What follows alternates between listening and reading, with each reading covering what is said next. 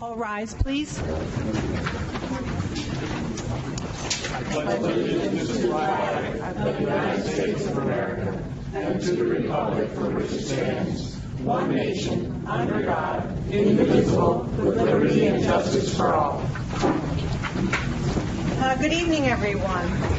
We have a special presentation tonight. I'm going to hand it over to the Chief, the appointment to the Department of soon-to-be Police Officer Joseph Zucchero. Chief? Yes, it's actually nice that we have such a large crowd tonight. I know you're here for something that's very important to you in the township, and it's not often that we have this many people here to welcome who will be our newest member of the police department. As you can see, I have quite a few of the current staff here on the left side who do a great job day in and day out protecting your community. And it's with my pleasure that I'd like to recommend to the Board of Supervisors this evening that Joseph B. Zucchero be appointed to the department as a sworn police officer. Joe has successfully completed all phases of the testing process. He is 29 years old and resides in Levittown with his wife, Caitlin. He's a graduate of Harry S. Truman High School, has an associate's degree in police administration from Bucks County Community College, and a bachelor's degree in criminal justice from Holy Family University. He's a 2009 graduate of the Temple Police Academy, and he's currently working full-time, hopefully ready to tender resignation, with the Bucks County Park Rangers and part-time with the Newtown Borough Police Department. I'd ask that the board take a vote to appoint Mr. Zucchero as a sworn police officer, to be followed in with a swearing in by Judge Duple, who's present in the back. I'll make that motion. Is there a second? I'll second. Okay, all in favor? Aye. Aye. So be it. Judge Duple?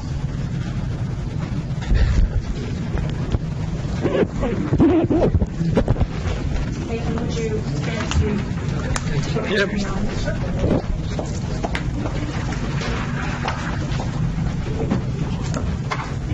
Ready? Yes, sir. All right, please repeat after me.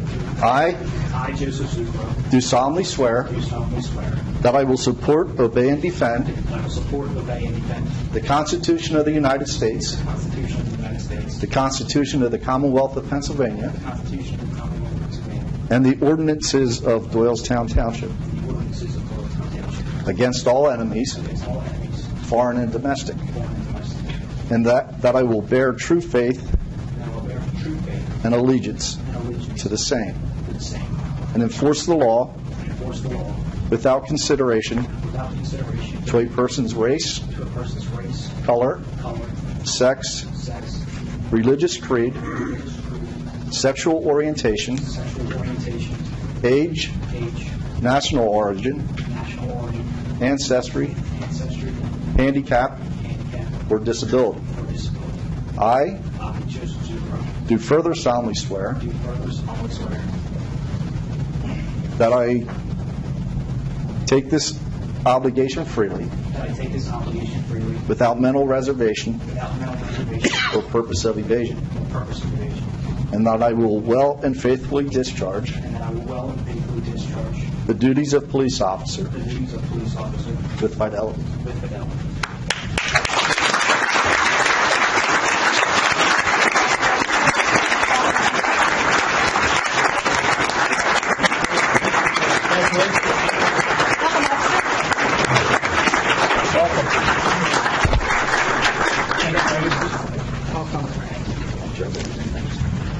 You're all welcome to stay for the rest of the meeting, gentlemen of the department, but you are free to discharge to the back of the room and celebrate and welcome your new guy. Thank you for coming, officers, sergeants, detectives. Sign these three.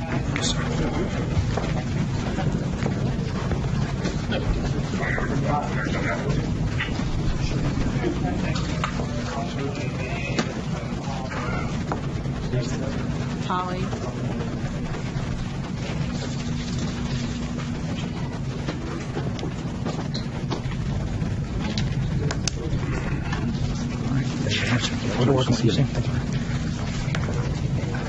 Yep. We're going to get back to it.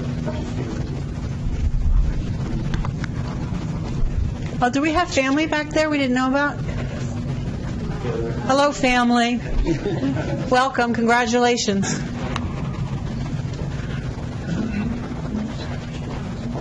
That has to be your dad. Your dad? It's my father-in-law and my dad.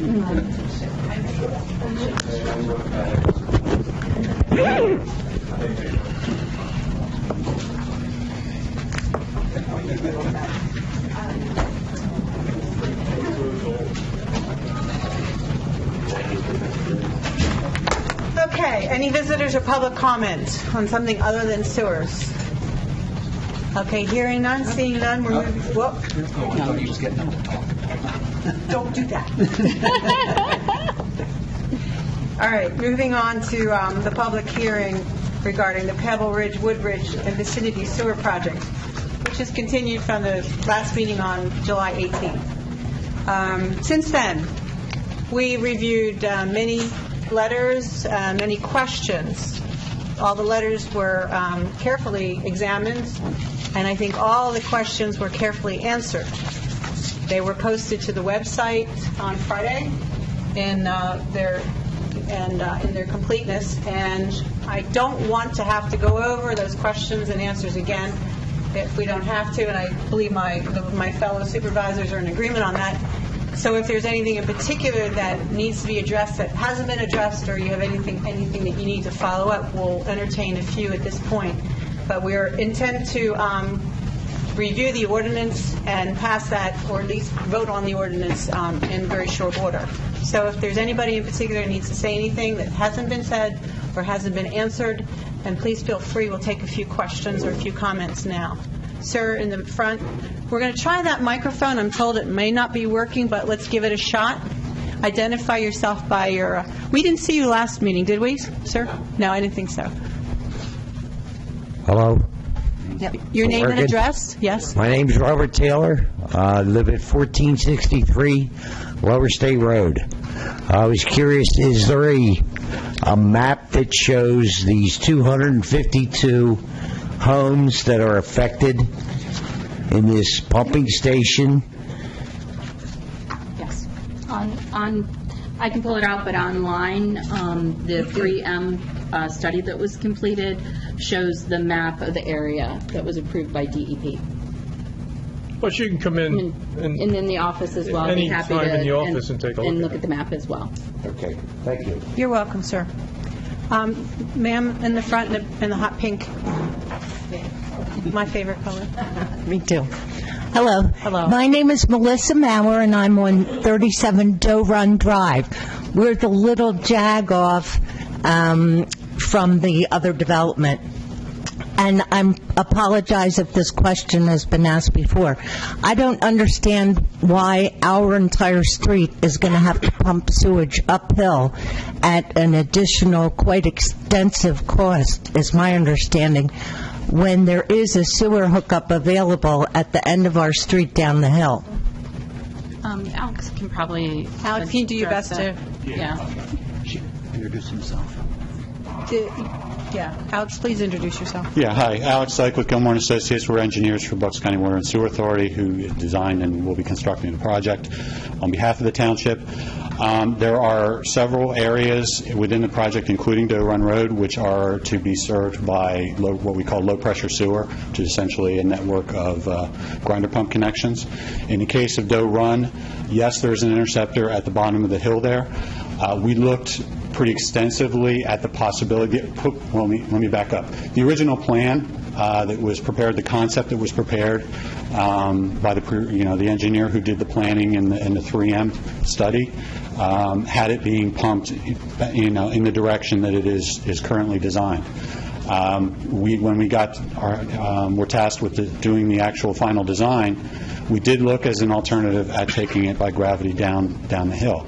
We looked at some of the properties that were down in an area. We looked at potential routing through there, and at the end of it, it was basically our determination that it would be more destructive, more costly to try to run sewer in between those properties, down steep grades, through existing woods, rock, etc., than it would be to put a shallow, minimally disruptive low-pressure sewer in the street. Understanding, yes, there's a cost differential there, but we, in all the design work that we do for Bucks and in general, we look at gravity first, but there are times when it's just not as practical or feasible or even cost-effective to do gravity as it is to do low-pressure pump sewer.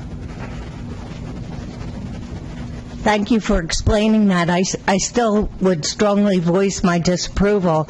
Our entire neighborhood is going to, every home there, incur, I don't even have an estimate, $20,000, $30,000 additional to be able to pump uphill. We're going to have grinder pumps, is my understanding.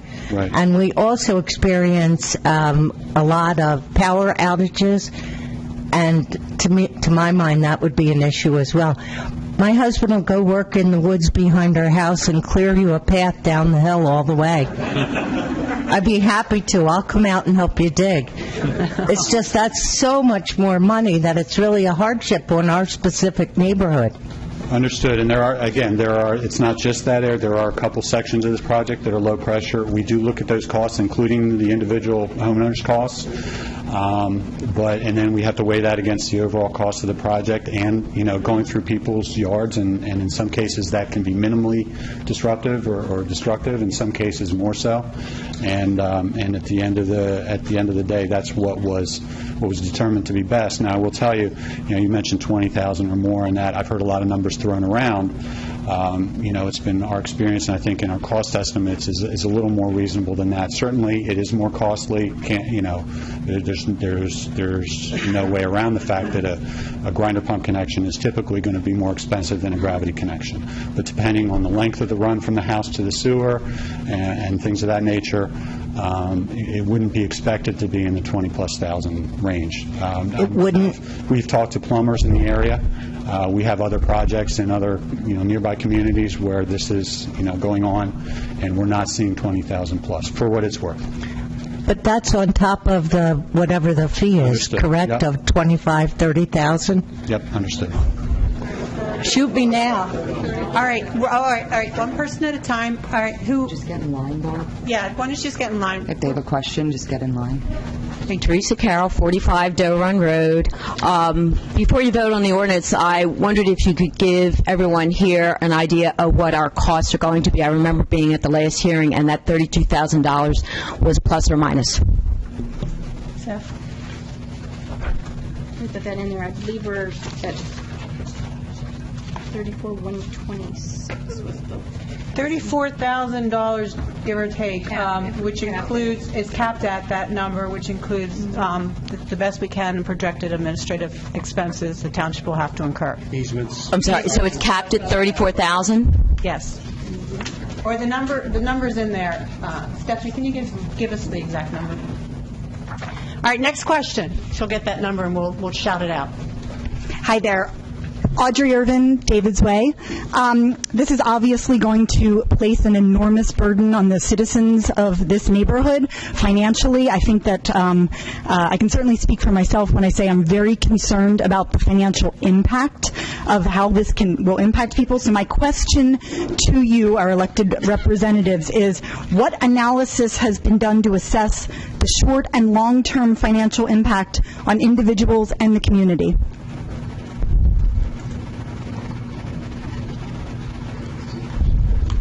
I'm not sure. I'm sure I understand the question. You're asking us to shoulder the burden of a very large bill, and there are diverse opinions across the board for and against the sewers, but I think we are united in the fear and concern that this is going to be exceptionally expensive. So my question is, as our elected officials, what analysis have you done to assess the financial impact? If you are going to shoulder people with a $50,000, $60,000, or $75,000 bill, it's imperative and ethical and moral to ask the question, how will this impact individuals? How will this impact the community? I mean, what happens if in 10 years from now we live, with empty houses because people couldn't afford the financial burden? So my question to you is, what assessment have you done, and how has that been considered? I guess I'm going to keep it really simple. I don't mean to dumb down your question, but there's an area in the township, and you guys live in it, that needs sewers because your soils are failing. Biomechanically, they don't support on-site systems anymore. So after several years, as long as I've been on this board, we've looked at the area, we've done scientific analysis, we had people come in and do all kinds of studies, they looked at all kinds of alternatives, and the last resort is putting sewers in your area. There's no other choice but that. We have no other choice. You have no other choice. That area has got to get sewered. Well, the narrative that there is no choice is your narrative. That is not the choice of the people who have to shoulder the financial burden. Well, and we appreciate that. And I think also it's important to recognize that we appreciate that and understand that, and that's why we've gone and worked with PennBest. That's why we've come up with different solutions. I mean, no one is taking the financial burden lightly. Mm-hmm. None of us.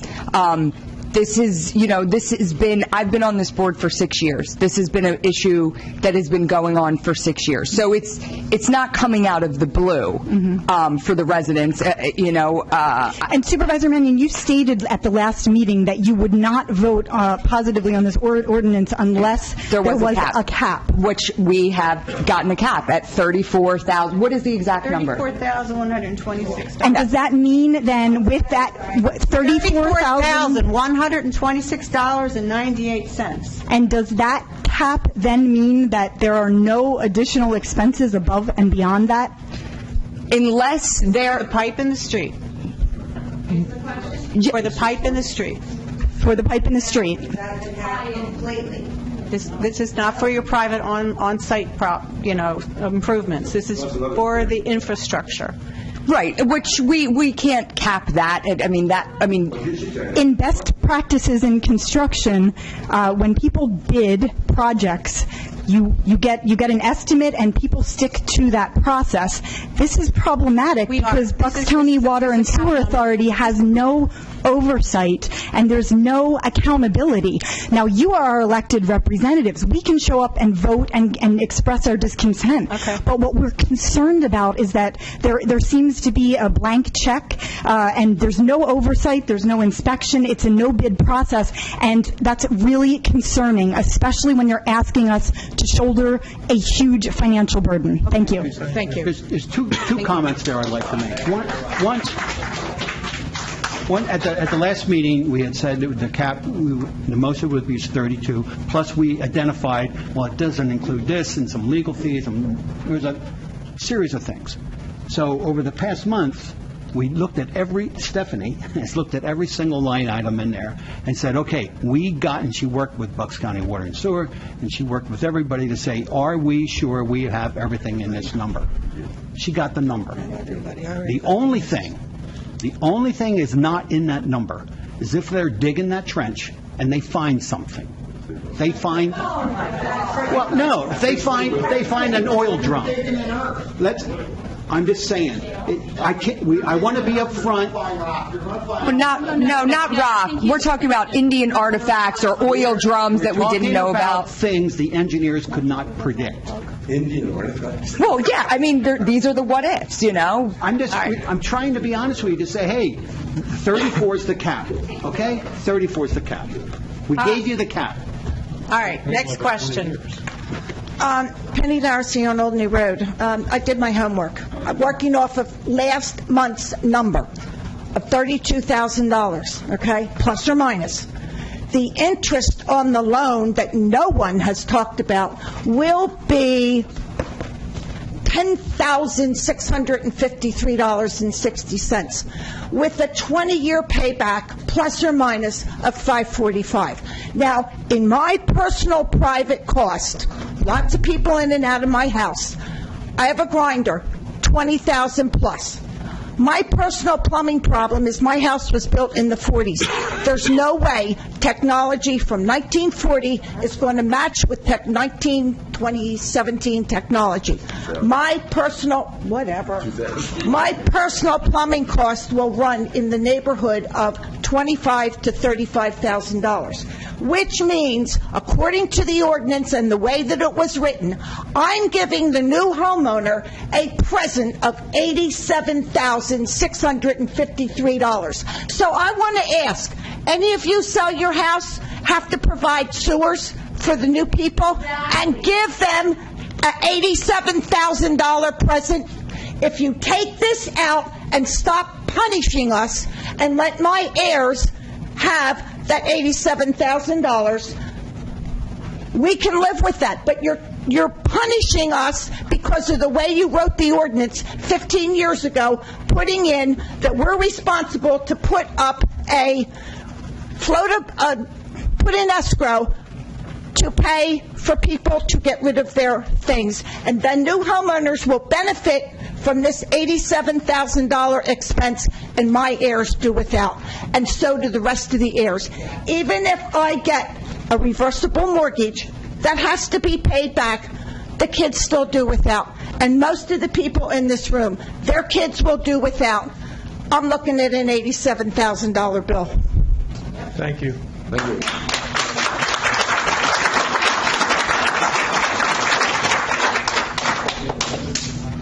Charlie Donison, Woodridge Drive. I have a few questions. My first question involves something that was brought up at last month's meeting. I think Mr. Colello mentioned it. We were talking about, what's his name, Alex Dyke, and... Is this something to do with the ordinance? We're talking about the ordinance. Yes, it has to do with it. What paragraph so I can find it? It has to do You with mentioned my Gilmore name. What Construction. section? Gilmore Construction. You had mentioned that... Alex is right here. Yeah. You had mentioned that if there's a problem with your system 5 years from now or 10 years from now or whenever, okay, Alex is here. That's why we pay more money. If you remember, you had said that's why we're willing to pay more money with a no-bid contract for Gilmore and Associates. Do you remember saying that? I said that's one of the advantages. That's one of the advantages, okay? Well, I did a little research, and I gave you my opinion. I gave you my opinion. If you have another opinion, we disagree. Okay, what good. other section do you want to talk about? This isn't research. This is fact, okay? All right. This isn't opinion. This is fact, okay? I did a little research, and I found out that my septic system was installed back in 1968 by Robert Gilmore of Gilmore and Associates, okay? And you said that they would fix it if it's broken. Well, all those who have broken septic systems, they built it, now fix it.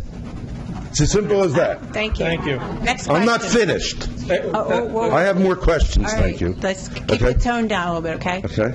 Speaking of Gilmore and Associates, in your minutes, you mentioned, and you've mentioned this continuously, that the area has continuously proven to have poorly drained soils with high clay content, documented sewage surface, and a high level of human fecal. Well, just to get off the subject for a second, I went through all the Conestoga and Groves, whatever their name is, all their paperwork, and I saw nothing about human fecal in there, okay? But anyway, back in 1968, Mr. Gilmore did the work, or his people did the work, and they determined that my area perked according to regulations. Now, fortunately for me, the code for perk has not changed since, I think it hasn't changed since Caesar crossed the Rubicon. The requirements are the same. So if he signed off on this and the land did not perk, what was going on? Were they incompetent? Because these are the same people that you have listed to do the work now. So will you answer my question? No, Why do you stay with Gilmore? There are thousands of engineers, and you're talking about how the land where we live is not meant for septic, yet they passed it. Yeah, They well- said it's good. I think I am not a scientist, but my experience in the sewer committee is that over the years, 1968, it's a long time between 1968 and now, the soils fail. They get saturated with everything that goes into the soils, all that community that over the years of discharging into the soils and the systems not being able to function over time, dealing with all of that waste in the ground. There's a high clay content which doesn't help the situation. But at some point, all those nutrients that break down those waste deposits in the soil stop functioning. They become overwhelmed, just like any other system breaks down. The biomechanics don't support waste deposits into the ground any longer. Now, I don't know what Gilmore was doing back then. Mr. Gilmore, the Gilmore engineering has been around for a long time. Gilmore is an engineer. I don't know what role he played in your system. Maybe he inspected it, maybe he put it in, maybe he was the engineer. But Gilmore and Associates is the engineer for Bucks County Water and Sewer Authority. Those are the folks who are building the system. They know what they're doing. Today, they're dealing with today's standards and today's requirements, today's systems, today's operations, today building requirements, today going forward. What happened in 1968 was a lot different than how we build things and what the requirements are today. So that's as much as I can say about it. I don't know if anybody else has any more expertise about it than I do. I have no comment. Well, the fact of the matter is that that's not true. Well, we're not going to debate it anymore. Well, I'm Do you going have to another debate. question? Excuse me, I'm a citizen and I live here, and I'm entitled to voice my opinion. Okay. Okay? Please state your opinion. I will. And that is, out of your papers on the internet, you said the Bucks County Department of Health concurred that the soil condition in this area is not suitable for on-site wastewater systems. Okay? It didn't say anything about what you just talked about. None of that was involved in this. They said that it was never suitable. So if it was never suitable, why did Gilmore and Associates do this? I don't know. Why did they pass it? Why did they pass all these houses? I don't know what he's referring to. My point of the matter is, I'm lost. I don't know what I figured you would be lost. Okay. Hey, that's not necessary. That's not necessary. I think. Well, the answer. The point of the matter is that Gilmore and Associates is who you're hiring to do this work. So you're continuing the problem. Just so you know, Gilmore and Associates is the engineer for Bucks County Water and Sewer Authority. They're not our engineer. Yes, they are. Excuse me, no, they're not. Because you are approving the cost. So you are approving Gilmore and Associates. We're approving Bucks County Water and Sewer Authority at some point to do this job. That's what we're approving. Their engineer is Gilmore and Associates. The only role that Gilmore and Associates has had with the township at this point is helping us to do that PennVest loan that we need to do. They're the authority's engineer, not ours. We have our own engineer. My next question is, another question came up at the meeting about whether or not you were going to raise taxes as a result of this project. And your answer was, we do not reassess. No, that would be Remember Bucks that? County does not reassess. Excuse me? That would be Bucks County is not going to reassess. You're for stating this that Bucks particular- County will not reassess We don't based have on any this control over what project. Bucks County does, but as far as we know, they're not going to reassess because you put sewers in necessarily. We don't know. We don't have any control over that. I have another question. Jeff Garten. Where's Jeff Garten? I'm right here. Mr. Garten, who do you represent? Well, for the purpose of the ordinance, represent the township, but when it comes to the agreement with Bucks County Water and Sewer Authority, special counsel is here, who's Matt McHugh. So you do not represent Bucks County Water and Sewer Authority? Yes, I he do. does. But You do. I'm not going to be You involved. do, but you don't. Wait a minute. Let him answer the question. I said I'm not going to be involved in the agreement between the township and the authority. The township has hired special counsel for that purpose. You seem as though you are involved. I'm only involved to the extent I prepared a draft of the ordinance, is all I did as far as the relationship between the authority and the township. So you do have a relationship with both of them? I'm not disagreeing with that. but Okay, that's isn't why that a we have conflict special of interest? That's why we have special counsel. The township hires special counsel. I asked you a question. Is that not a conflict of interest? It could be. It could be, but it's being resolved by special counsel. I don't see how he's resolving what you've done. I haven't done anything about the agreement between the township and the authority. Well, All we I don't did- know that. Well, I do. Oh. And so does the rest of I this do. board. We all do. We're all very careful about that.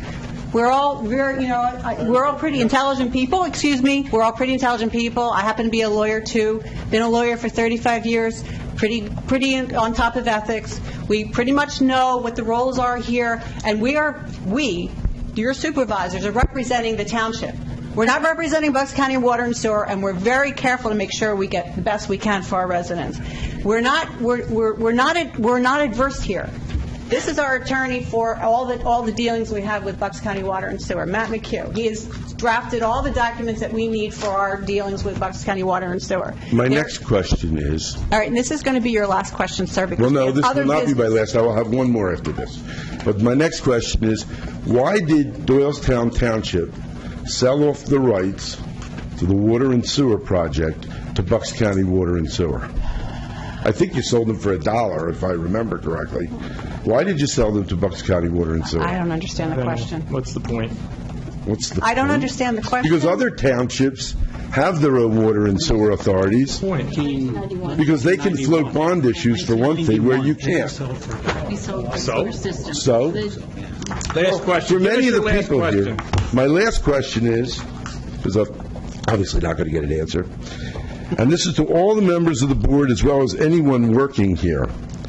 Have any of you ever received any gift, donation, or political contribution from any of the following or their officers or owners? No. No, I don't even need to hear your list answer. Gilmore and Associates, Boucher and James, did I say that correctly? No. No. Conestoga No. Rovers or Carroll Engineering? No. No. No. Thank you. You're done. Thank you. Go sit down, please. Please don't talk to me that way. Well, You do not I'm have the right offended by the to... question. Excuse me. No. I have the right to ask those questions. You don't. Yes, I do. Well, I have the right to ask those all right, questions. you've asked- You do not have the right to talk to me that way. Well, you've asked your question. Maybe you don't know this, and I speak to all of you when I say this. You work for me. I don't work for you, we know that. okay? We know that. So don't you treat me like that. 'cause- Excuse me for a second. Would you talk to your boss that way? Because I'm your boss. Question. And you have a big mouth. You have a big mouth. All right. That's not All right, that's necessary. enough. Try to act mature. Let me just interject something here. I am in charge of the civil conduct of our residents. We will not act disrespectful from the board to you, nor from you to him, or I'm going to have to ask you to leave, or we'll deal with it in another manner. So please, let's just ask our questions and let them be answered so that we can move forward. This is very tenuous, I understand that, but please, let's have at least a little bit of respect for one another. A little bit. That's all I'm asking. Sir? Hi, Mike Shane. I live on Militia Hill Road. At the last meeting, Mrs. Lyons, you made the comment that when we were talking about having the rest of the township help pay for this system, and you said it's unfair to ask them to pay for somebody else's system, essentially. That they have their own system, yeah. and it's unfair to ask them to pay for that. Yeah. My problem with this whole project is it's not one sewer system, it's two. There's the ridge in the middle, there's a high-pressure system on one side, there's a low-pressure system on the other side. The low-pressure system, as we know from the estimates you all got, is extremely, less than a third of the high-pressure cost. I'm on Militia Hill. My mother's on Alms House. She's going to Castle Valley Interceptor as well. She's 81 years old. She's fixed income. She can't afford this. So that means I got to pay it. So now I'm paying $75,000 for a system that I can't hook to. I literally cannot use. But you're telling me I'm forced to use it, forced to pay for it. If it's unfair to ask the rest of the township to pay, why is it fair to ask me? This affects about 100-ish houses in this project are being asked to pay 3 times what their actual in-the-ground costs are going to be. And we gave you that. Gave us what?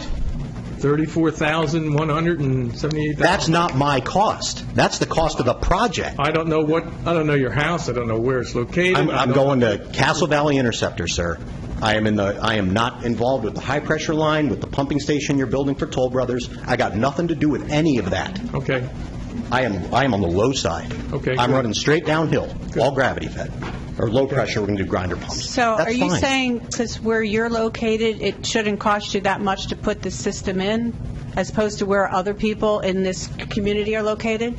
You told us that it's unfair to ask other people to pay for. It's unfair to ask Paul to pay for No, but Peter's is that your system. question? Is Yes. that your concern? Why are we? Because you're in a different, you're of the 252 homes, but you're in a different location as opposed to you have to do gravity and the others get to do a less expensive. No, I am the less expensive. Yeah, I am the far less expensive. And your mom's the more expensive. No, my mom is also in the less expensive. Okay, So I'm going to but pay you are twice paying- for a system I don't use. So you are paying for the folks who have gravity system as well. Is that No, what the you're saying? gravity system is the cheap one. I'm paying Well, for the high pressure side. I don't the understand your stuff question. on. Are you saying you paid for the other system as well? Okay. I'm not. I'm sorry. Sorry, My Ben. property and my mother's Alex, property should be on the cheap side. Mr. Shane, I think I understand what you're saying. Sure. Thank you. If I can hopefully maybe clarify. So you're saying there is a divide, a geographical divide in the project. So part of it drains naturally to the interceptor. Part of it drains the other direction, has to be served by the proposed pump station. Correct. And basically you're saying the side that is served by the pump station, naturally the cost for that part of the, call it half, it's actually maybe two-thirds of the project, is higher, so those folks should be paying a proportionally higher share, and you, because you drain to the gravity side, should pay a proportionally lower share. I'm saying you're building two sewer systems and calling them one. You're calling it one project. They're two completely Well, I think separate it's semantics, systems. but I think legal. How is it semantics? They're not connected to and each the other. reason I say that is it has to do with the PADEP planning process, and they consider it to be one service area. So whether the pipes connect to the existing sewer in one place or two, it is still the collection system that is serving one service area. Okay. And as I understand it, the costs legally for that project overall are assessed to all of the residents equally in that service area, regardless of whether they're the first connection on the pipe or the last connection on the pipe, because by your way of logic, somebody who's right there next to the interceptor maybe only has to be served by 3 sections of pipe should pay less than you who are further up on the hill. So the way it's handled, as I understand it, and the lawyers can correct me or add to what I'm saying, but it's considered one service area. It's assessed as one service area, even though the pipes go in different directions, are served by different lengths of pipes downstream and/or a pump station. They're completely separate systems. I mean, you can call it any way you like. And the reason I am included in the service area is because I'm forgetting exactly where it is in the 3M, but just like Doe Run Road, we were shoehorned into this just to get the price down. Militia Hill was never in the original plan. So when it was presented to the DEP, why would the DEP think anything different when this is what you told them? You told them Militia Hill was part of this plan. We were never part of the plan until you guys shoehorned us in to get the cost down. Well, that's an inaccurate description. How so? You weren't shoehorned in. We were never part of the original testing. Were we? Finish? I'm sorry. Sir, go ahead. You weren't shoehorned in. The piping to service everybody had to get to the intercept. It had to go through certain areas. I'll say Militia. So it went through Militia Hill. The fact that the pipe goes in the street past your home brings you into the project. You have to pay. It does not. Well, I'm done. Thanks. It does not. There is one line that runs up Militia Hill that was added after the fact. It even says in the document it's not from Gilmore and Associates, it's from the previous engineers, that, hey, we can add Militia Hill and Doe Run Road to get the price down. We were never included in the original or we shouldn't have been included. I'm done. Anybody else have any comments? Thank you. Yeah, it's great. I've stumped you and say, oh, I'm done. I just quit. Next. It was in 2010 when we were studying Which it, document are you referring to? He doesn't know. Which document are you referring to? You said you read it that... It's in the 3M. It's an engineering group that did the original plan. It wasn't Gilmore and So Associates. it's not the most recent design document from Gilmore? No. It was from the 3M. It was from the feasibility study that was done with Carroll Engineering. Thank you. And at the time, the committee was looking at it, and it going back, it was suggested that we also incorporate Doe Run and Militia Hill. And that's how they got picked up. And it was suggested specifically to get the price down. It says it in the document. And sir, honestly, it's insulting that you're like, well, it's in the street, you have to hook to it. You obviously don't even know the plan as well as we do. Well, then don't ask me any more questions. Then why are you on this board? All right, next question. Okay. You're doing an excellent job representing. I appreciate it. Thank you.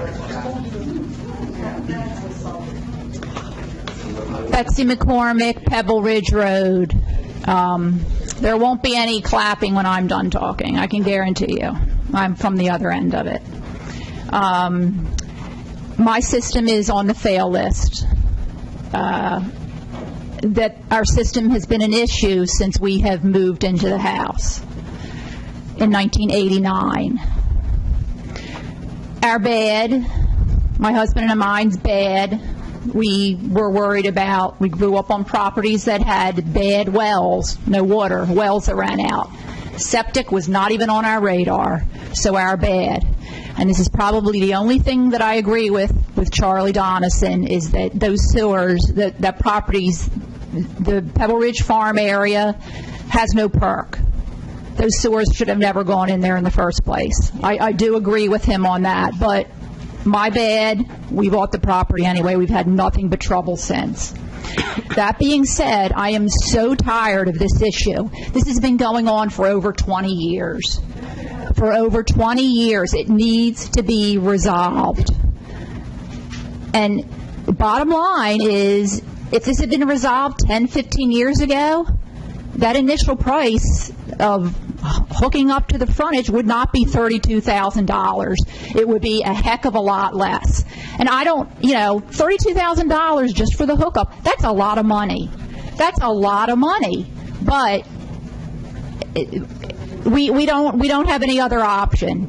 I have no perk on my property. I can't have a sand mound. The only solution is public sewer. And something that I've been remiss in not coming to all these meetings because I've just given up. I've just given up. I thought this will never happen. So, finally, I missed the last one, then saw in the paper it was tabled to today. I said, I've got to be here and speak up or I can't live with myself. But something that I don't think anybody has brought up is the fact that this sewer will up the value of your property. Case in point, Seven Pebble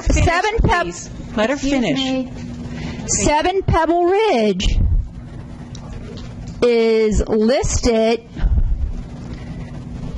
for approximately $52,000 more than 227 Pebble Ridge that sold about 2 years ago. Okay, and they're pretty comparable homes. They're fairly, 227 was immaculate home. 7 Pebble Ridge, haven't been in it, seen the pictures online, looks pretty good. So we're talking $52,000 there because 7 Pebble Ridge has public sewer, I believe, that went in on Turk when 1620. Friend of mine on 1620 went all down Turk, got it put in. Unfortunately, didn't come down my street. But I don't think anybody is considering that this will improve the value of your home. The woman that said, that they're going to have to, how is she going to shoulder the burden of this $86,000. Well, the bottom line is people that are buying in the neighborhood, the money that goes into escrow from the seller to the buyer, people are putting, $10,000, $20,000 in escrow. People are not going to be willing to do that anymore. People are going to see that this issue has been going on forever and ever and ever, and there's a septic issue. And those homes, some of these people with the failing systems, they're going to be sitting on white elephants. They're not going to be able to sell. So that's going to be more of a burden than their heirs losing $86,000. I mean, what did their heirs do? That's not their money. I mean, On a personal note, I need a hip replacement, but my downstairs bathroom hasn't functioned for 20 years. I don't want to have a hip replacement and not be able to get upstairs to use the facilities. I have a brother that's had a stroke. He needs to come and live with me. He's down in Baltimore. He can't do steps to get to the bathroom. On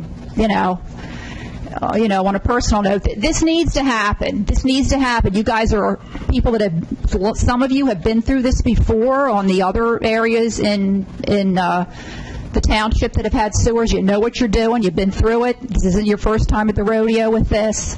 Please, this needs to happen. Please, do the right thing. God forbid the EPA comes in here and, that doesn't make us look too good. Thank you. Thank you.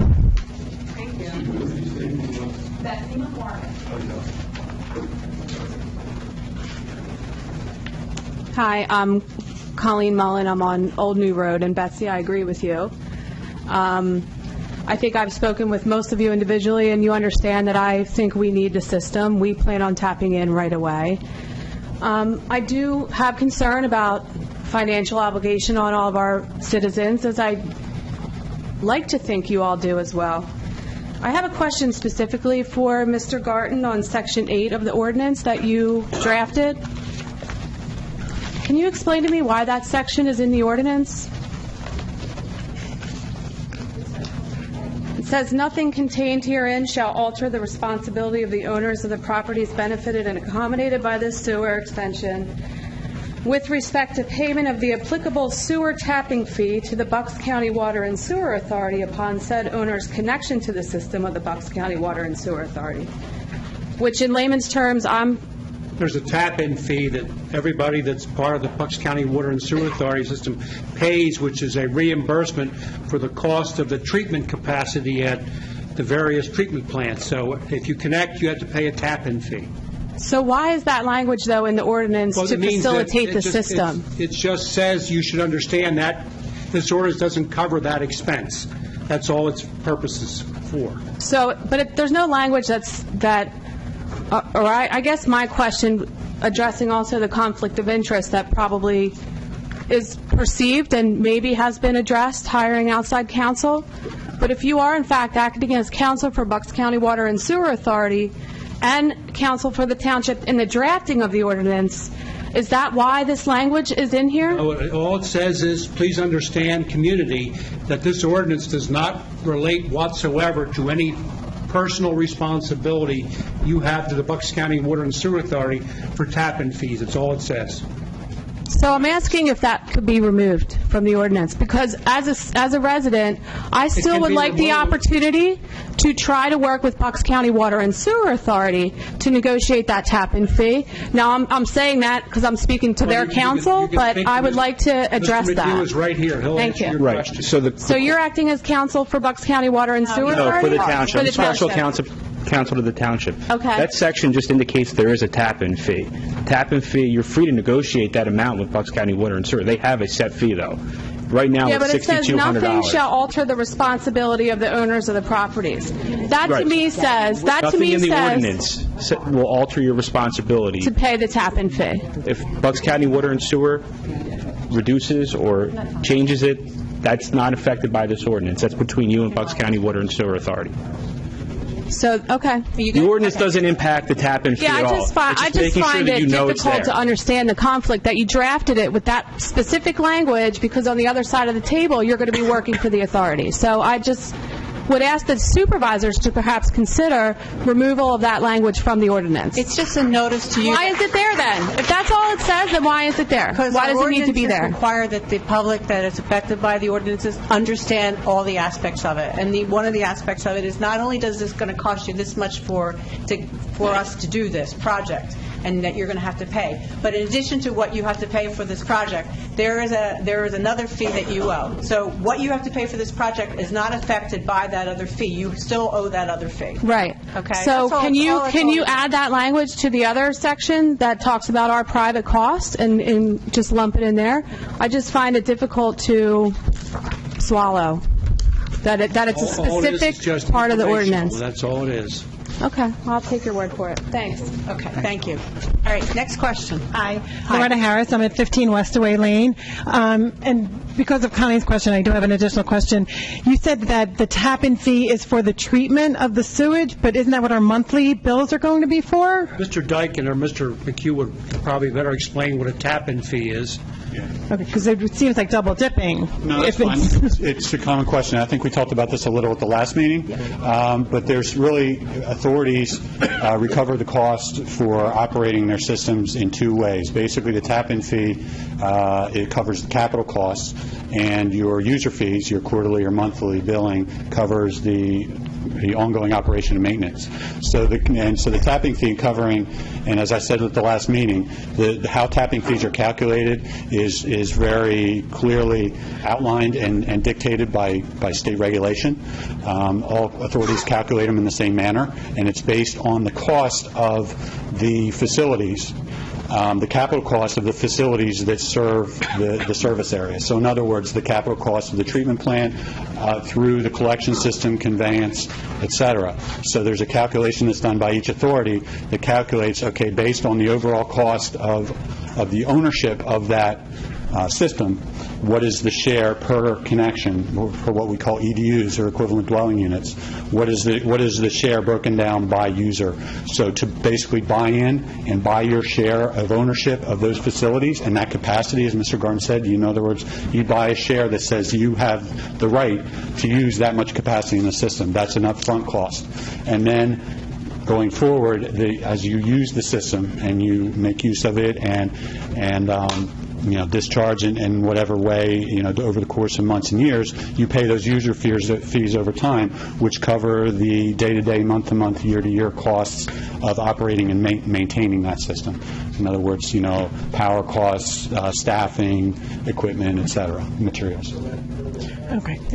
Okay. Other questions? So my main question, however, is how this project relates to the 50 acres of land that were sold to Toll Brothers at Lower State and Bristol Road for the... What? Oh, it's not sold yet? I don't know this. I don't know the status of that transaction. Okay. Right now, it doesn't relate at all. Okay, because my understanding was that the sewage plant would need to be in place for the building of those homes, and if that is the case, and we're looking for ways for maybe, if Toll Brothers stands to make millions of dollars off of building, has there been any consideration that maybe they could shoulder more of this burden? If anyone else connects to the public sewer system, no matter where it is within the system, they will pay a recapture, which means they'll pay their proportionate share. Everyone else will get a refund of what they paid. So if you come in 5 years from now, you're going to pay your share 5 years from now, then everybody will get a rebate for what they paid. And that's up for 10 years? Up to 10 years, yes. Okay. And who is monitoring that? Is that going to be the board that kind of controls? We'll be monitoring it. It's a state law. Okay. Okay. All right. Next question. Hi, my name is Evan. I live on Westaway Lane. My question was about the cap. If it's got the 34,100, that's with 252 houses. If that number changes, like I heard people talking about lawsuits, will that make that 34,000 go up? Or is that always going to be locked in? Let's hope there aren't any lawsuits, because, yes, that will make that number go up. Well, the last meeting, the lady said on Doe Run Road, I can't speak to that. So it's not a cap? Yeah, we have to base that cap according to 252 homes. I mean, But That cap is what it is now. Hopefully there won't be anything else.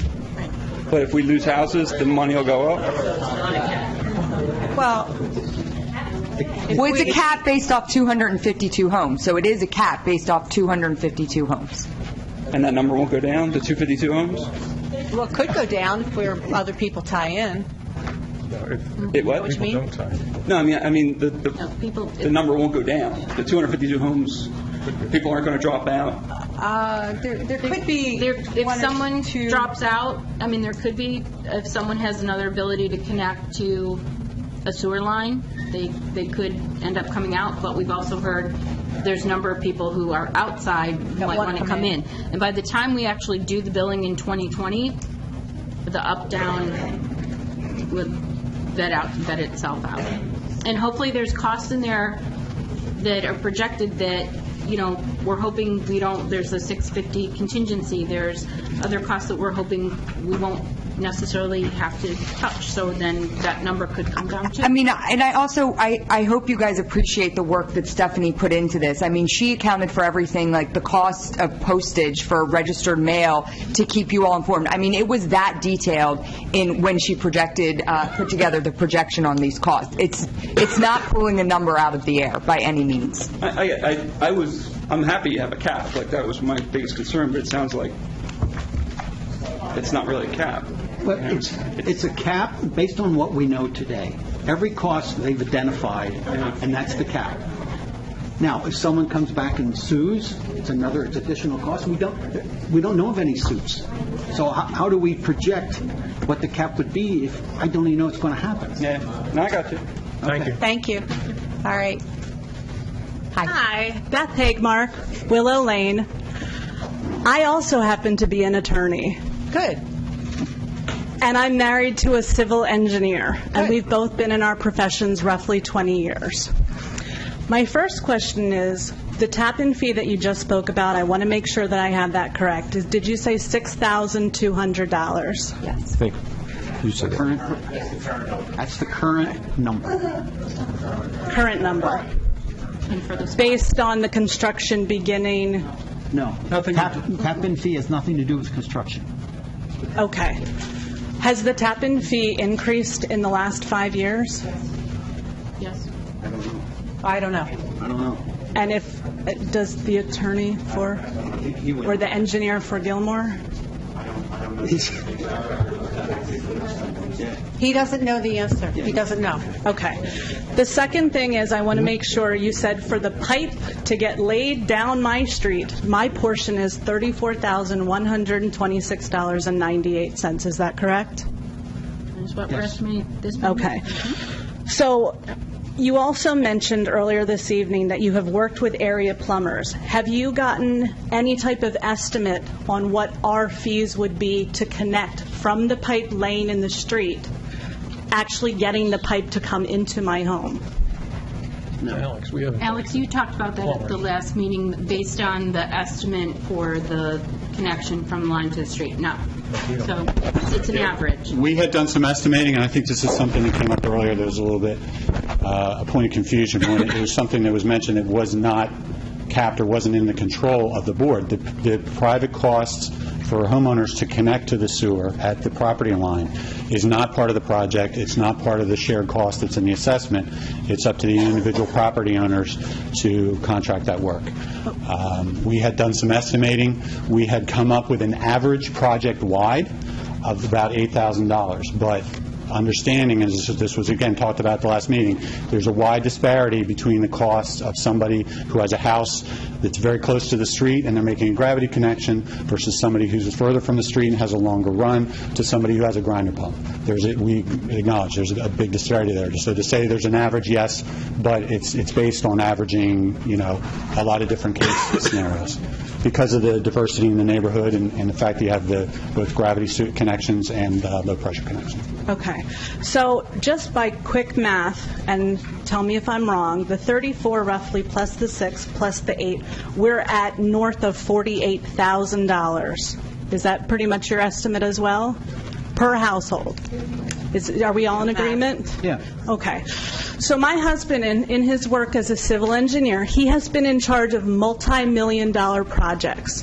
He also works currently as an estimator on projects, and they run anywhere from $100,000 up to $5,000. I think he's actually had some more than that. He tells me, we talk about his work every night. And he tells me, yeah, we were low bid on this project. We actually ended up being high bid on this other project. And for projects that are, I'll just give a $500,000 project example, that his company would bid $500,000. There would be another company that bid $348,000. There would be another company that would bid $750,000. There is a big gamut. It runs the gamut as to, what company they have, what they're willing to pay their workers, how long they think the project will take, et cetera. So I ask you honestly, if you You all have homes. Most of you probably own your own home. Would you honestly have work done on your own home that's roughly $50,000 and not have multiple professionals come out and talk to you, assess the project, and then get prices on that $50,000 project? Think about it. Think about your own home, and think about your own wallet that is funding that $50,000 work on your own home. Can you honestly tell me that you would just write a blank check to the first person who shows up without having checked with any other professionals? And estimates are done for free. There could be other companies that we contact. My husband's company, he can work 2 days on an estimate, go out to a field job, measure, assess the soil. That is done for free in the gains that they're trying to get the job. Well, maybe you missed the last few meetings. I missed the last meeting. I was overseas. We have gotten other estimates. From who? Because I haven't heard anything about that.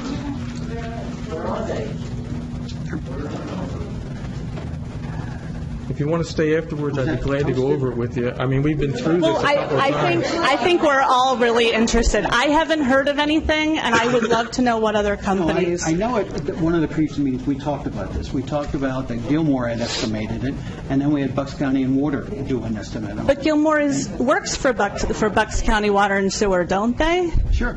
Okay, so in my mind, that's one and the same. No, they have the same interest at heart. I do need to point out a little bit of flaw in your logic, because you're talking $50,000. How much of that is your expense that we didn't even get involved with? The tap-in fee and the connection to your home. That we wouldn't bid anyway. But that's what I'm... Hold it. Hear me out. Now, if you take the rest of it, the $34,000, how much of that $34,000, when you add it all up, what percentage of that will be bid versus not bid? Do you know?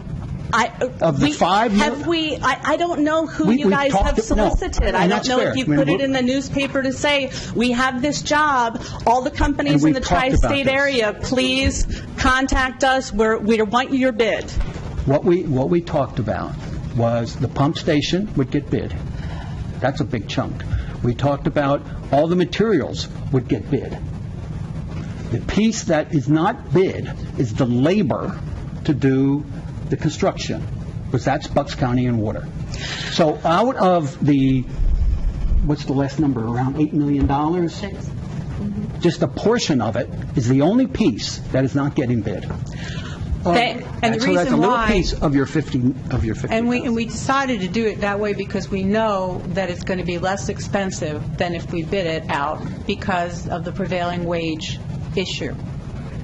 But that was going to be my other question, because there are certain government jobs that have to be prevailing wage, pretty much all labor, all of them. Union wages, but with etc. the authority doing the job, we don't have to satisfy that extraordinarily higher expense requirement.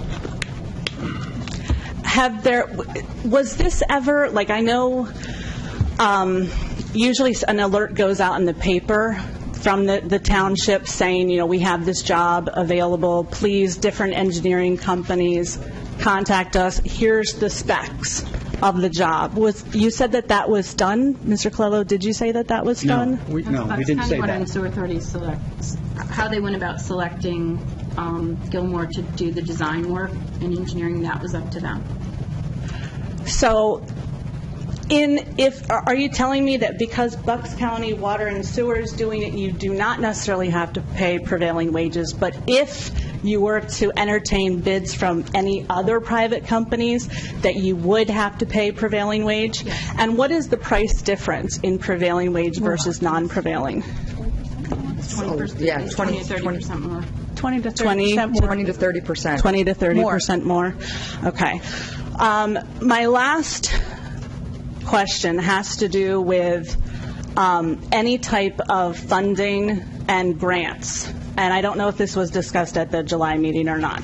I know that my husband explained to me that because it's Bucks County Water and Sewer, because it's a private entity.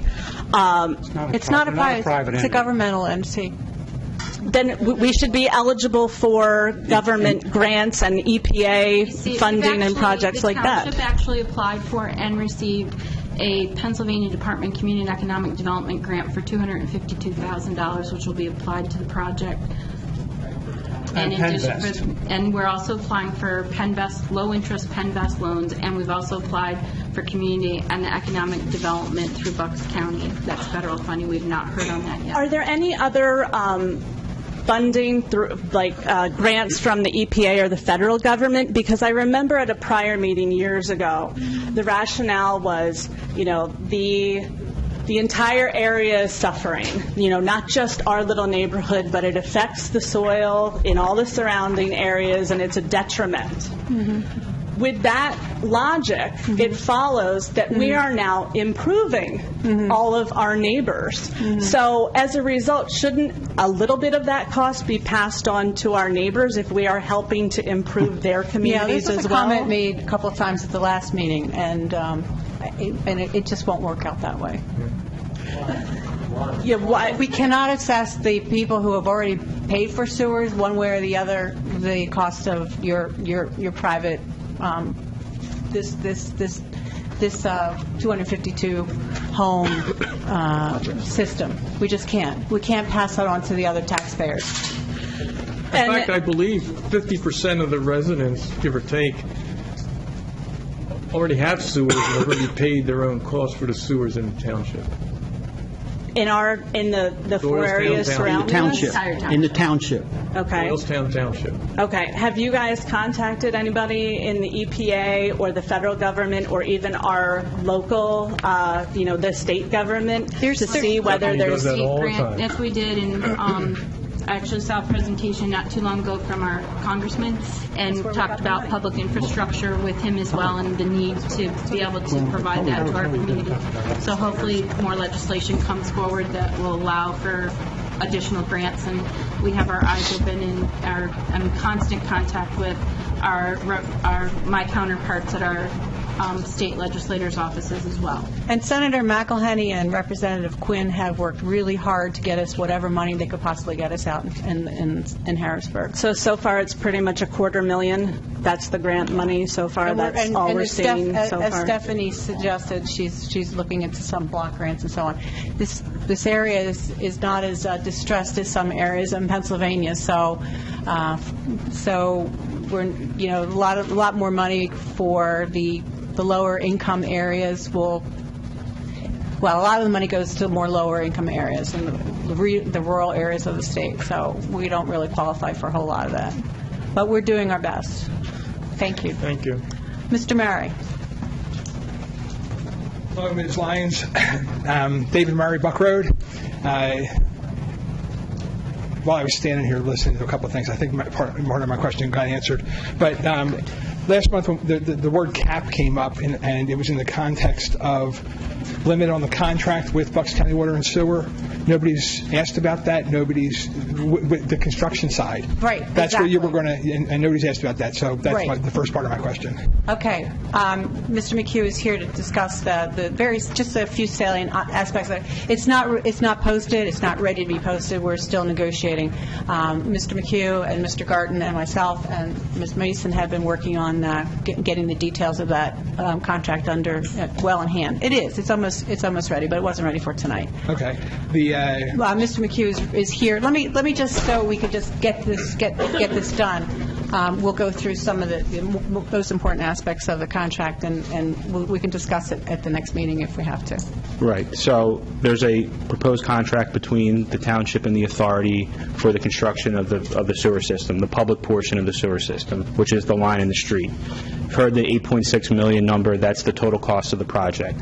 There will be a not-to-exceed number of approximately $7.8 million for Bucks County Water and Sewer to construct the private or the public portion of the system, the line in the street. That represents all materials being bid, the cost of the pump station being bid, the authority using non-prevailing wage for labor costs, as well as different types of grants. And note that the project won't be invoiced and billed to the residents until sometime in 2020, so that provides a period of another 3 years for the township to explore grant opportunities to reduce the cost. Bucks County Water and Sewer will take full responsibility for the construction, supervision, permitting, inspection of the system, and at the conclusion, the township will convey the system to the authority, and the authority will own and operate and maintain, and the residents who connect will become customers of the sewer authority. The amount, the 8.6, which is inclusive of the 7.8 million not to exceed number, along with the township's reasonable, administrative expenses, which include things of administrative expenses, easement acquisition, PennVest expenses, additional construction engineering, things of that nature.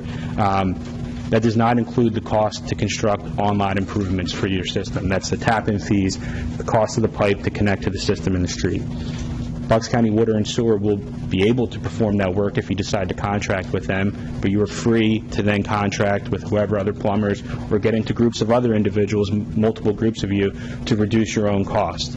There's also funding available for some of those costs through other, Bucks County RDA and similar other governmental entities. The agreement's also going to provide for a PennVest loan that the township's going to take out. The township is going to take the PennVest loan, not you, the residents. And what that is the township is going to finance the upfront cost of construction of the public portion of the system. Because it's a governmental entity borrowing the money, the township gets extremely favorable interest rates. Right now, those interest rates are based upon Bucks County's unemployment rate. That could change somehow if Bucks County's unemployment rate changes before the time PennVest commits to giving the loan. We are in the process of going through the application process. Right now, those rates, though, are 1.644% for years 1 through 5 and 2.129% for years 6 through 20. The authority, since they are part of this agreement, is agreeing to take over the loan when the system is finished and make those payments. There will be a loan repayment provision for members of the public who are able to pay their assessment through a loan from the authority at the same rates that the authority is getting and the township is getting through PennVest, which are presumably going to be better rates than you can get if you privately finance those costs. What you're going to see is sometime in 2020, the system will be completed. The authority engineers, Gilmore and Associates, will let the township know what the actual cost of the construction of the system. It will be less than the not-to-exceed number or at the not-to-exceed number. The township will then take that number, add on its administrative expenses, and come to a total number for the project cost. We are not anticipating it to exceed $8.6 million. That's the number that's in the ordinance. That's the number that's in the agreement. That number will then be divided by 252 homes, plus or minus, based on certain things. There's provisions for additional properties joining the system, which would increase the number. There's provisions if you have multiple lots and only one house, where you can combine and merge your lots into one lot so you only have one assessment. That may reduce the number. Or if there's also alternatives to find a sewer connection elsewhere, that may reduce the number. Whatever that number ends up being, it's probably going to even out to right around 252. That will be divided by the total cost, and that will be an assessment for each individual property owner who is benefiting the system, who's benefited by the system. You will get an invoice from the township for that cost. That cap cost right now that we have anticipated with reasonable expenses is the $34,126.98 number that you all heard. You will have essentially three options. You can pay it in full, and no lien will be placed on your home. There will be an option that you can check a box on the assessment invoice that says, do you wish to finance this amount through Bucks County Water and Sewer Authority for a period of 20 years? The same rates and everything that is involved with the PennVest loan. You can choose that rate, that option, and you will get a monthly invoice from Bucks County Water and Sewer Authority for those amounts, financing it over 20 years. A lien will be priced on your property to ensure that there's a repayment. You'll have to sign a loan agreement with Bucks County Water and Sewer and things of that nature. Third option would be to go to a bank or some other lender and try to finance the actual cost through them. If that's the case, you're likely going to see either a lien on your house or a second mortgage, some other type, and you're probably going to see a higher interest rate than what is being offered to you through the PennVest Bucks County Water and Sewer provision. That's essentially the financing opportunity. There are provisions there are going to be provisions in the agreement for recapture, which means if anybody connects to the system within 10 years, there will be an opportunity for you to recapture those costs per state law. I mean, that's essentially the main portions of the contract. I don't know if there's any questions or... Thank you. That's it. Thank you, Matt. That was pretty much all that I recall from the contract.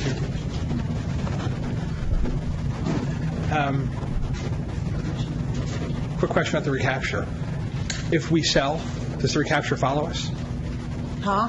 What? If I sell my property. If you sold your property and paid it off, it will follow you, yes. Okay. Yeah, thank you. Going back to the estimate, and everybody keeps using the word cap, but I keep hearing estimate and cap. It's not really a cap. The only thing that sounds capped at this point is the 7.8, and everything else on top of that, all the administrative and legal, is kind of however much you spend. No, that's in there. I know it's in there, but it's an estimate. No, it's pretty. It's I mean, $500,000 appeared out of nowhere in the last month. It's right. Well, a lot. Well, okay. Yes, you're right. So it's the real question. It's a very strong estimate. Okay. I mean, there's a lot of work that's been put into that number, and it's not been taken lightly. Okay. The real question I wanted to ask was, if somebody does decide to sue you over this project, Joe Ryan sounds like they're already in the works, Militia Hill sounds like they're a candidate, who's paying your legal fees for that? The project pays the legal fees.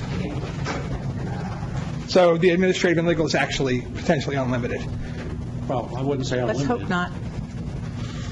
At what point are you going to say uncle? Well, can't say uncle because DEP has told us we have to do the project. Okay.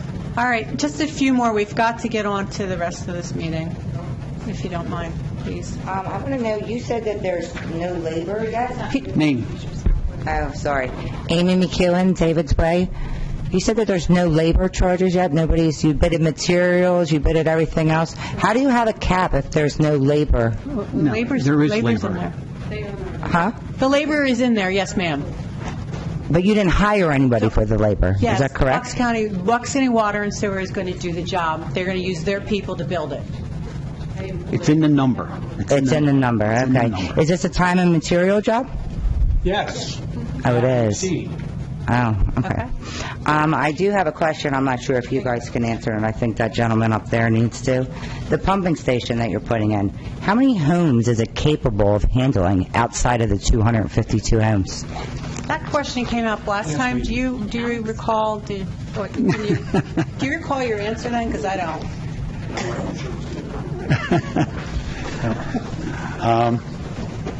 Yeah, I think we didn't speak in specific numbers, and I don't have specific numbers at hand. The design is sized, obviously, to serve the service area that is part of the project, and there are peaking factors that are factored into that. As DEP has its own guidance as to what those peaking factors should be. In other words, if your average flow is this, it should handle 3-4 times that on any given day or under wet weather conditions, et cetera. So it'll be sized according to that. And I think I mentioned at the last meeting, as we would typically do, the facility itself will be sized such that as similar to any facility like this, if there was growth or need down the line, for example, the size of the wet well will be such that if you had to come in and put in new pumps because there has been an expansion community, more capacity is required, that it would be expandable. In other words, we typically design so that as much as possible facilities are So would you say that this pumping station that you're installing that we're paying for is double the size that the 252 homes needed? No, I'm saying it's so you couldn't possibly put in for the project, but it will be designed like most of what we do. It will be designed to be expandable in the future. And how far does it expand out? Facilities in general are typically done that way, so the community is not limited in the future because there may be a need. So how far outside of the 252 homes, mile-wise, how far out would it go to cover other homes in the area? The initial design and construction, it will serve the service area plus a certain cushion, essentially, for a peaking factor. What's that cushion?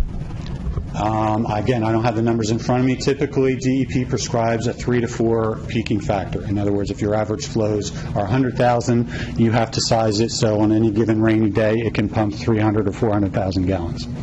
So that will be incorporated that is incorporated in the design. This is not an engineering comment. No, I understand that. I just want to know how many more homes that might tap into You do want this bigger than what it is. I understand that. I want to understand how much bigger. I'm you not don't sure have that he answer. doesn't know, but you do want it that way because you want... I understand that, but I want to know how big. He doesn't know. And the other reason why you want it this way is because we wouldn't have gotten the state grant. If it was just to service your area, it would have been a private enterprise, and they wouldn't have given us the money. Okay, for the pumping station. You also said that there's a list. I think it was Ryan. I'm Ryan. Yeah, you said that Stephanie, we should thank her for the list. Where's the itemized list? We'll give it. We can provide it to you. We'll do that. Provide it. The administrative costs that you put together. No, I wanted to see everything. For the $34,126.98. We don't have it right now. We'll get it to you. Okay. Thank you. Can I come to the township? Yes, you can come and come to make an appointment and come tomorrow, and Stephanie will show it to you. Absolutely. Thank you. Okay. All right. One more question. Hi.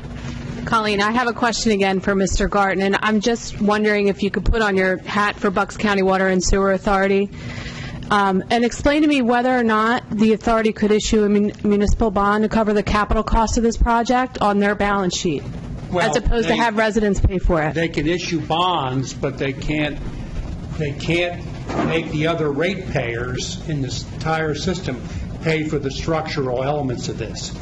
In other words, there are, I don't know how many customers they have, but to the extent they have put sewer lines elsewhere, those customers have paid for their sewer lines. So the rates themselves cannot cover the capital expense associated with new lines. The rates that they're charging every homeowner, or the rates they're paying on the bond? The homeowner, for instance, in Doylestown Borough, that is a member of the authority's system, they can't be charged for capital improvements to give you a sewer system, because they're already paying. How are they charged, though? I don't understand how they're charged if the authority issues a bond issue to get the cash to pay for their capital improvement. Somebody has to pay the bond issue off and pay the interest on the bond. Yeah, the Bucks County Water and Sewer Authority collectively.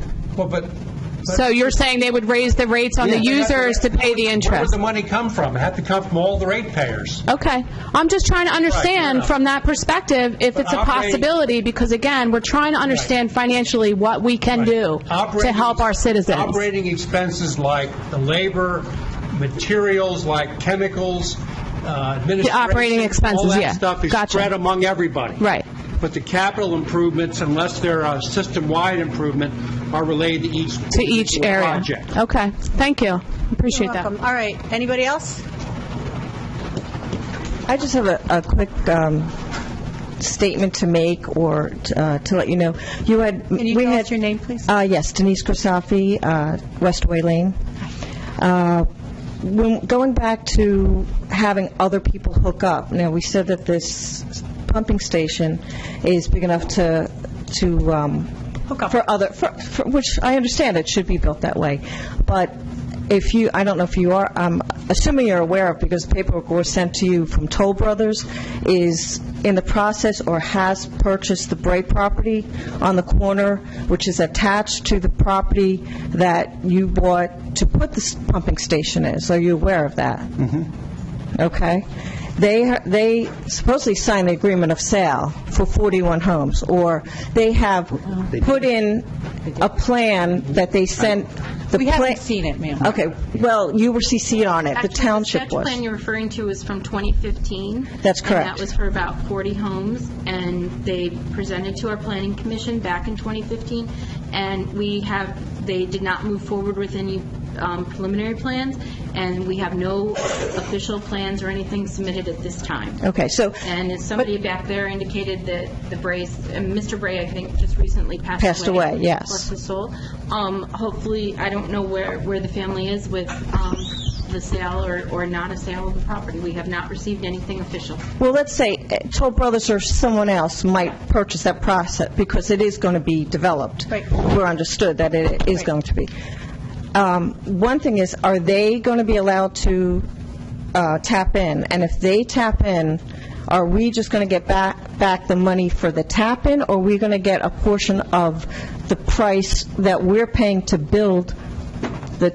Yes. Do you understand? If someone elects to subdivide the Bray property and create lots and gets all the approvals, right, and the sewer system, both the pump station and the conveyance system and the treatment facilities can adequately handle those, they would be subject to recapture, which means they would be paying not just the $6,200, they'd be paying the proportionate share of the $34,000, which would be the pot of money would be refunded to everybody. Okay, so that's good news for us. Yes. Yeah. Now, if you look at what was presented, which was well done last time on the PowerPoint, we had two representations, one from the engineer and one from the water and sewer. When you got down to the pumping station, for clearing of the land, I'm just supposing, the clearing of the land, the engineer said would be $100,000, and water and sewer said $190,000. So they upped it $90,000 with no statement. No, actually, they have an actual price on that. They do have an actual. Yeah, I talked to John Butler, and he indicated to me that 190 that they had was an actual figure from tree clearing services. Okay, did they, since it's a subcontractor, did they go out to bid for that, or did they just go to one person? I'm assuming they got some RFPs or something like that, perhaps bids. You're assuming, but we don't know. I can't respond to that. Okay. I just know that he indicated to me it was an actual. I'm just putting out to you in a sense of something like this where if in this 3 years that we're going into it, if they decide to go forward with these plans that they have submitted, which so you're talking to Toll Brothers. Okay. Because I'm understanding when I had the paperwork from the Planning Commission, there was a signed document of sale. And they crossed out the 41 homes because they said if they have a change in the zoning, they can do up to 170 homes. This is what they've said. I'm just saying this is... But I can tell you if there's a change in development in the Bray tract between now and 2020, you're going to know about it, and you're going to know whether it's going to reduce the assessment by the time you get it in 2020. But also I'm saying if they're going to be developing that and everything's approved, why can't, if they're going to be clearing that land, why can't the township go towards the developer, which we've gotten a lot of area? When and if we have that kind of presentation or somebody before us with a development, those things are all on the table. Well, that's what I'm asking. Yes, is there absolutely. You're ways right. to go forward so that we can reduce and have them do a lot of the work? We can't force a development. So they can wait until we're done? Yes, we're not going to put us in a... We're not going to... Okay, well, I'm just supposing, I'm asking you that this is a... But the recapture goes for 10 years afterwards, too. Okay. Yeah. All right. And my other question, one more question is, with this price that we're getting from water and sewer, what is, since they are a not-for-profit, what is the profit that they're making on the top? Are they doing at cost, or? It's cost, it's time, materials. That's it. Okay, that's my other question. Thank you. All right. Are we going to have a listing of the individual costs? They're going to provide a monthly report to the township of the hours spent and the materials purchased. But I mean, are we going to have a list of that like they did a few years ago for individual line items? Yeah. The project? We'll have it Do we here. have that? Okay. Okay. And that'll be put online? I'm not sure what we're going to put online yet, Well, but yeah, probably. so You'll be available. probably Maybe You'll be quarterly, maybe, something like that. All right. Maybe not every expense sheet. All right. You have another question? Yes, Beth again. She actually asked a lot of the same questions because I think we're all very interested in recapture to try to cut the cost of this exorbitant bill. But I did have a question piggybacking on the lady in peach. The itemized bill that you, Ms. Lyons, had made that you, Ms. Mannion, had referenced. It's actually Mrs. Mason. Okay, Ms. Mason. Okay. Instead of individuals having to come into your office to look at this itemized, because I understand that a lot of time has been spent on it to try to get precise numbers, instead of individuals having to come and bother you and have individual appointments. Could we just streamline it, and could you put it online? Or even, I see the facility has a wonderful PowerPoint presentation option. Perhaps have another meeting where we can actually see it in black and white. Maybe the next meeting, then. Thank you. Or even if you could put it online, then all of the residents and concerned paying parties could look at it. That would be great. Thank you. Okay, sure, thanks. Next question. Okay, Cindy Wood, Woodridge Drive. My first question is, I've noticed the Public Water and Sewer Authority Board, whatever they're called, they have no agenda or minutes online since March. So anybody that wants to go back and read anything can. Do we know why that happened? No. Can we correct that? Doesn't mean the authority, means the intercommittee, right? No, the board.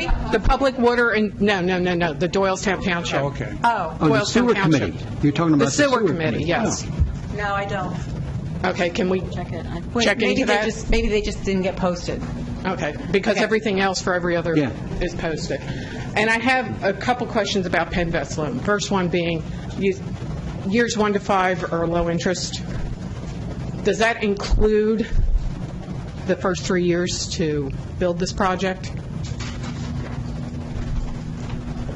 Yes, it's a 20-year loan. It's a drawdown loan, so we'll only be drawing down as much as we need for the construction. No, what I'm asking, the interest rate. The interest rate will be it's a 20-year loan total. So the first 3 years, we don't get benefit of, basically. First 3 years, we're paying the interest. The I mean, township's we're going to gonna- pay it back to the township. Exactly. That's part of the administrative costs that are going to be... So basically saying that you only get the benefit of 2 years personally. Oh, I see what you're saying. But Yeah. 3 years because it'll reduce the interest expense to the township. Right. So effectively, you get the benefit of 5, although you're only 17 years of it as far as... So in other words, anybody that elects for this loan is only getting a 17-year loan, not a 20-year loan. Right. No, that's right? Because the payback period is only 17 years.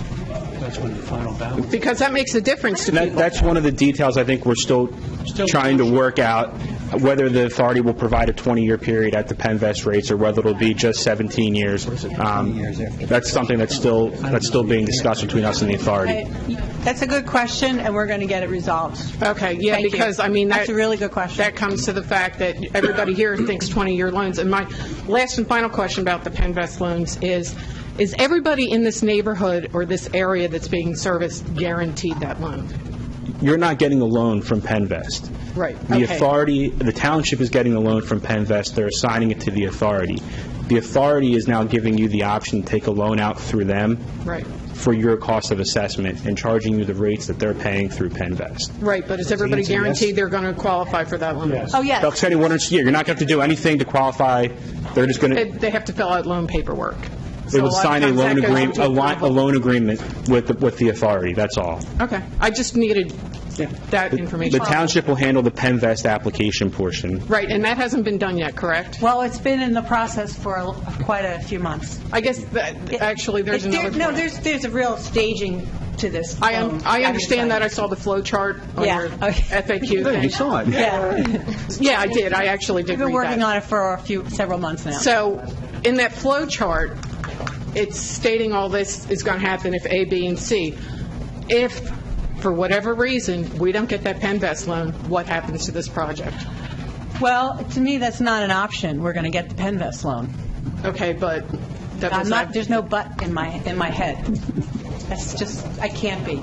Don't worry. I understand it can't be, but you never know what's going to happen. You know, I've been so intimately involved with this Penvest loan, I just can't imagine it not happening, but you know what? If it doesn't, then, you know, you can fire me. Okay. But I'm you know what? I'm pretty sure about it, so. Okay. I mean, I don't mean to be flippant about it. I'm not being flippant about it. That's how certain I am of it. Hi, my name is Bill Aldrich. I live on Willow Lane. My question is that, as far as the recouping of costs, it was stated that by the engineer that the facility will be built such that it can be expanded. Now, everybody's talking about if Toll Brother builds, we will get recouping money.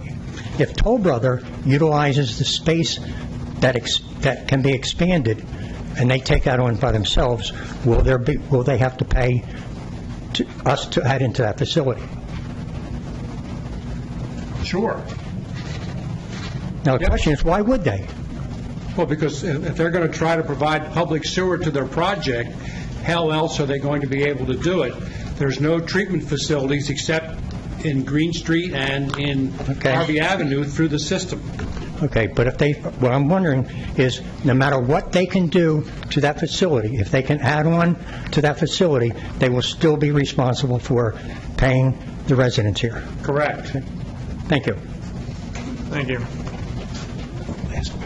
Last question. Hi, Phil Sloper, David's Way. Phil who? Sloper, David's Way. Hi. I think it's for you.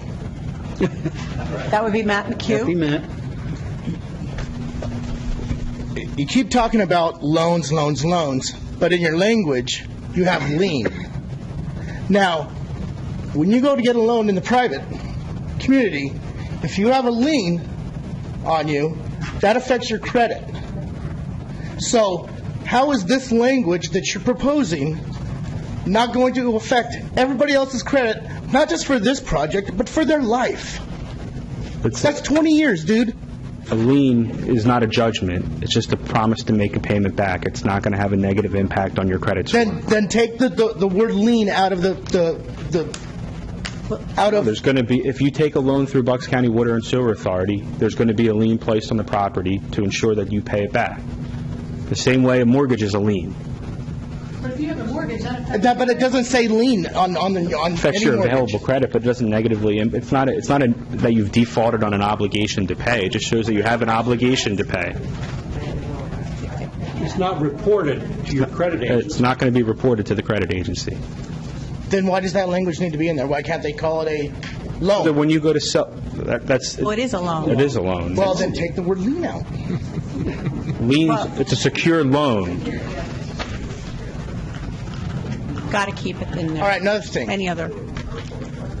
Now you're saying Bucks County Water Authority, whatever, is saving money because they don't need inspection. They do their own inspection. $600 and something thousand, if I remember right. Yep. So you're saying this whole project is going to be put in without inspection? No. No, there's. No, that's not what they're saying. They're saying because they are doing the work, they will inspect their work as they're And there's doing not it. going to be any outside inspection? Nothing by the state, nothing by city? The guy who comes out and makes sure my shed is in the right spot? No. I don't. Thank you. Is there any other inspections? No. That's it. Okay. No, we got more people. One more question. Hi. Anita Peters, Stony Lane Circle. What if I said, I want to pay my share now and be done with it? Can I have a discount? We were working on that, and they keep saying no. Who keeps saying that? Bucks County Water and Sewer. I mean, if a lot of us pay up front, you have to take a lot less of a loan, correct? It doesn't, They might credit back the interest and have to pay on the money, though. I mean, it might be something. Well, I'd like you to see if you can There might be some reconsider way to make that. some adjustments. We get, like, if I pay my taxes up front, I get a discount, so. I like your idea. No, it's more of an exploration. We're still working on it. Thank you. Okay. All right, we're good. Now I'm going to ask the board to consider the ordinance that has been proposed. I'd like to make a motion that we approve the ordinance that's in front of us authorizing the construction of an extension to the sanitary sewage collection system. Okay, is there a second to the Second. motion? Any questions or considerations or further comment from the board? Hearing none, calling the question, all in favor? Aye. 5-0. Ordinance is passed. Okay, next item on the agenda. You all may leave, although you're welcome to stay for the rest of the meeting. I had enough smoke up my butt, thank you. You're welcome. You're welcome. Thank you, Matt.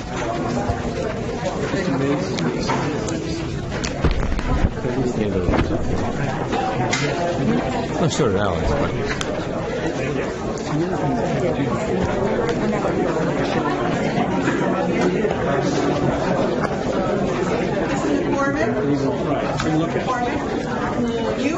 You are just representative of a whole lot of people who aren't here. I know. I did. Thanks for speaking up. Yep. And like I said, you're here for a lot of people who didn't have to. I thought the best one was said that Robert Gilman 50 years ago. Why would you want The standards have changed a lot. Okay, well, we're moving along. I just have a question for the, Okay, are we back? go ahead, Mr. Colello. We still need to, we still have the issue of the agreement, and I'm asking if Matt can get this agreement done in the next week. I'd like to see if we can't schedule a board of It's not just Matt, it's Barbara Lyons, too, and Mr. Garten. So And the authority. Yeah, and the authority. So there are a lot of people involved. All the people involved could get this agreement done next week, that we could have a Board of Supervisors meeting, possibly the 5th week of September, the 29th, I think is on a Tuesday. Board meeting earlier in the month. 19th. You're talking August. August, I'm talking 2 weeks. Did I say September? I apologize. So if we could get, if How about- all the how about parties September involved, 5th? no, that's Labor I won't Day. be on here on September 5th, taking my only vacation this year. Why not? August 29th at Tuesday, can the board, is that a good time for the board? Matt? I'm not going to be here. No. Well, I haven't been anywhere. I'm sorry, Matt. I'll have the revised draft of the agreement out tomorrow, but still needs to be Well, and there's one other item. We're going to try and get from Bucks County Water and Sewer a discount on folks who pay up front. So that's something you need, he's going to take back. It has to be approved by the authority board, too, so When do they meet? Do we know their schedule? I think it's next Tuesday. Won't be ready for next Tuesday. Conceptually, just present them with the idea, see if they're going to go with it. Well, we'll see. Okay. Tell them we need more. Yeah, I think it's incumbent upon us and get the going for the residents, too, to get this agreement done. Let Alex do his job, get the permits going, and to wait 6 weeks, which is when our next meeting is, I don't think is a good He doesn't decision. need to do that for the permits. He's good to go. the work of the permitting and So there's nothing, so that agreement does not hold you up? not at this point Okay. authorized to continue. Yeah, let's just keep it. We keep pushing things off, we keep pushing, I don't see why we can't do it in 2 or 3 weeks. I don't see why we have to He's push it going off on 6 vacation. weeks. I would like to go away on vacation. Well, what's the first available date for everybody? September 5th. Oh, wait, that's not going to I'm not going to be here. be. September 19th. Oh, we have a meeting that day. so Yeah, that that's works. why she was being flippant. There's no urgency to get it done It's anytime. not on the critical path, Rick. Yeah, we did the critical thing. All right, does Well, anyone... that was my comment. Nobody wants to do it, then we'll just sit here and pray on the 19th that it's done, or we'll just So it'll be done. delay it again. You of little faith. All right, announcements. We are next meeting in terms of our budget on Wednesday, October 23rd at 4 p.m. and Tuesday, September 19th. We're meeting as well for the budget at 4 p.m., I do believe. Yeah. The next meeting of the Board of Supervisors is Tuesday, September 19th at 5 p.m. Bicentennial Committee is meeting Tuesday, September 5th at 5 p.m. and Tuesday, September 19th at 2 p.m. We're closed on Monday, the 4th of September for Labor Day. The Thompson Performing Arts Series continues at the Covenant Bank Amphitheater in Central Park with the Eric Mintel Jazz Band, it's a small little group, at 7 p.m. on August 23rd. The Family DJ Dance Party is August 25th at 6:30. Jimmy and the Parrots, the Jimmy Buffett-like beach party band, is September 13th at 7 p.m. And the movie Pete's Dragon, courtesy of Pannoni Associates, is September 15th at sunset. Give the gift of life. The Red Cross is going to hold a blood drive on Friday, September 15, 2017, from 2 to 7 at the Activity Center. It's still in existence. It's the red building back there. Schedule appointment. Go to www.redcrossblood.org And we're going to do a wrecking ball here in Doylestown Township on September 16th, 2017 at 4:30. Then we're going to have a party in the backyard with music and food. And you get to come into a room in this building and like hit it with a hammer. Spray paint, bring the kids. We're going to do a big photograph of everybody who's here, Doylestown Township, friends, families, residents, old and new, and it's going to go in the time capsule. So hopefully everybody's going to be here. September 16th, yes, bring your aggression and your anger and your paint cans, and it's September 16th, 4:30 here. Please tell your friends and family. There'll be things for the kids. There'll be a great band. Don't know yet what it is, but it's going to be here. It's going to be fun. Fido floats at Fanny Chapman. That's when the dogs go and they play in the pool. On September 9th, 12 to 4. And you can register here, DoylestownRec.com. Leaf and yard waste recycling, Doylestown Township residents only. The drop-off site is every third Saturday of the month, March through December 9 to 11, at the New Britain entrance to Central Park. Reminder, school's open September 5th, so please drive carefully. And you can purchase discount movie tickets and discount theme park tickets from our administrative offices. Just go up front. And we're fundraising for EAC, $5 magnets, and the Township Bicentennial caps are $20.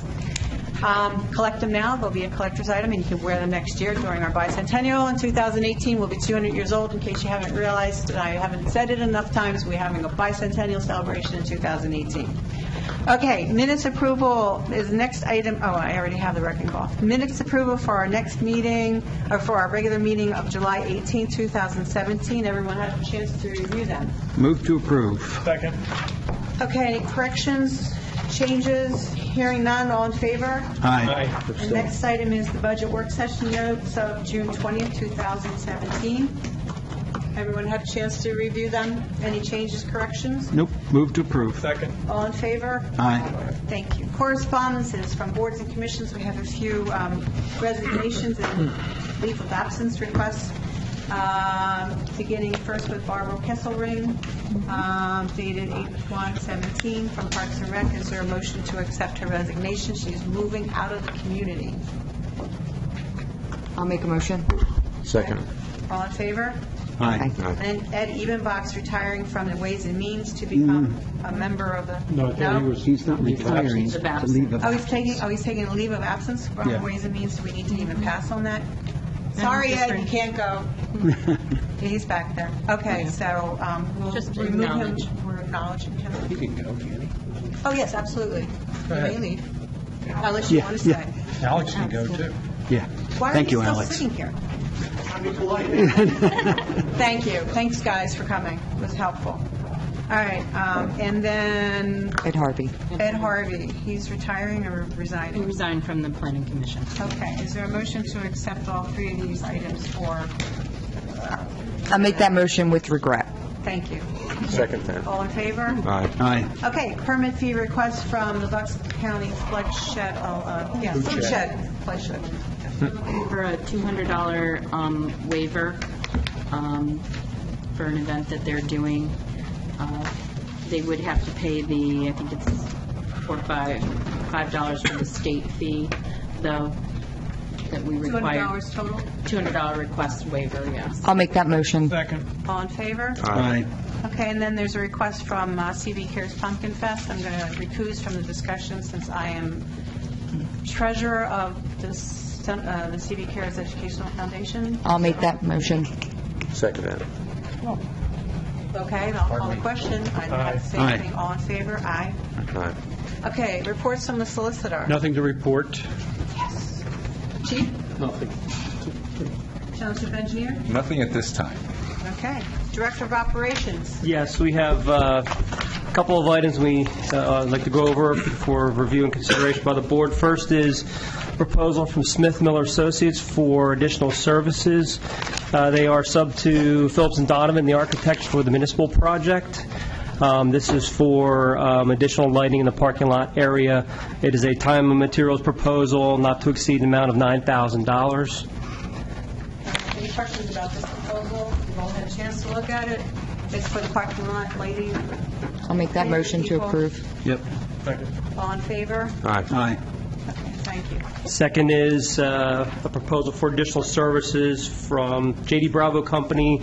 They are our construction management firm, and they all represent us as an owner's representative for Phase 2 of the construction, which is the administration and police building and park and rec buildings.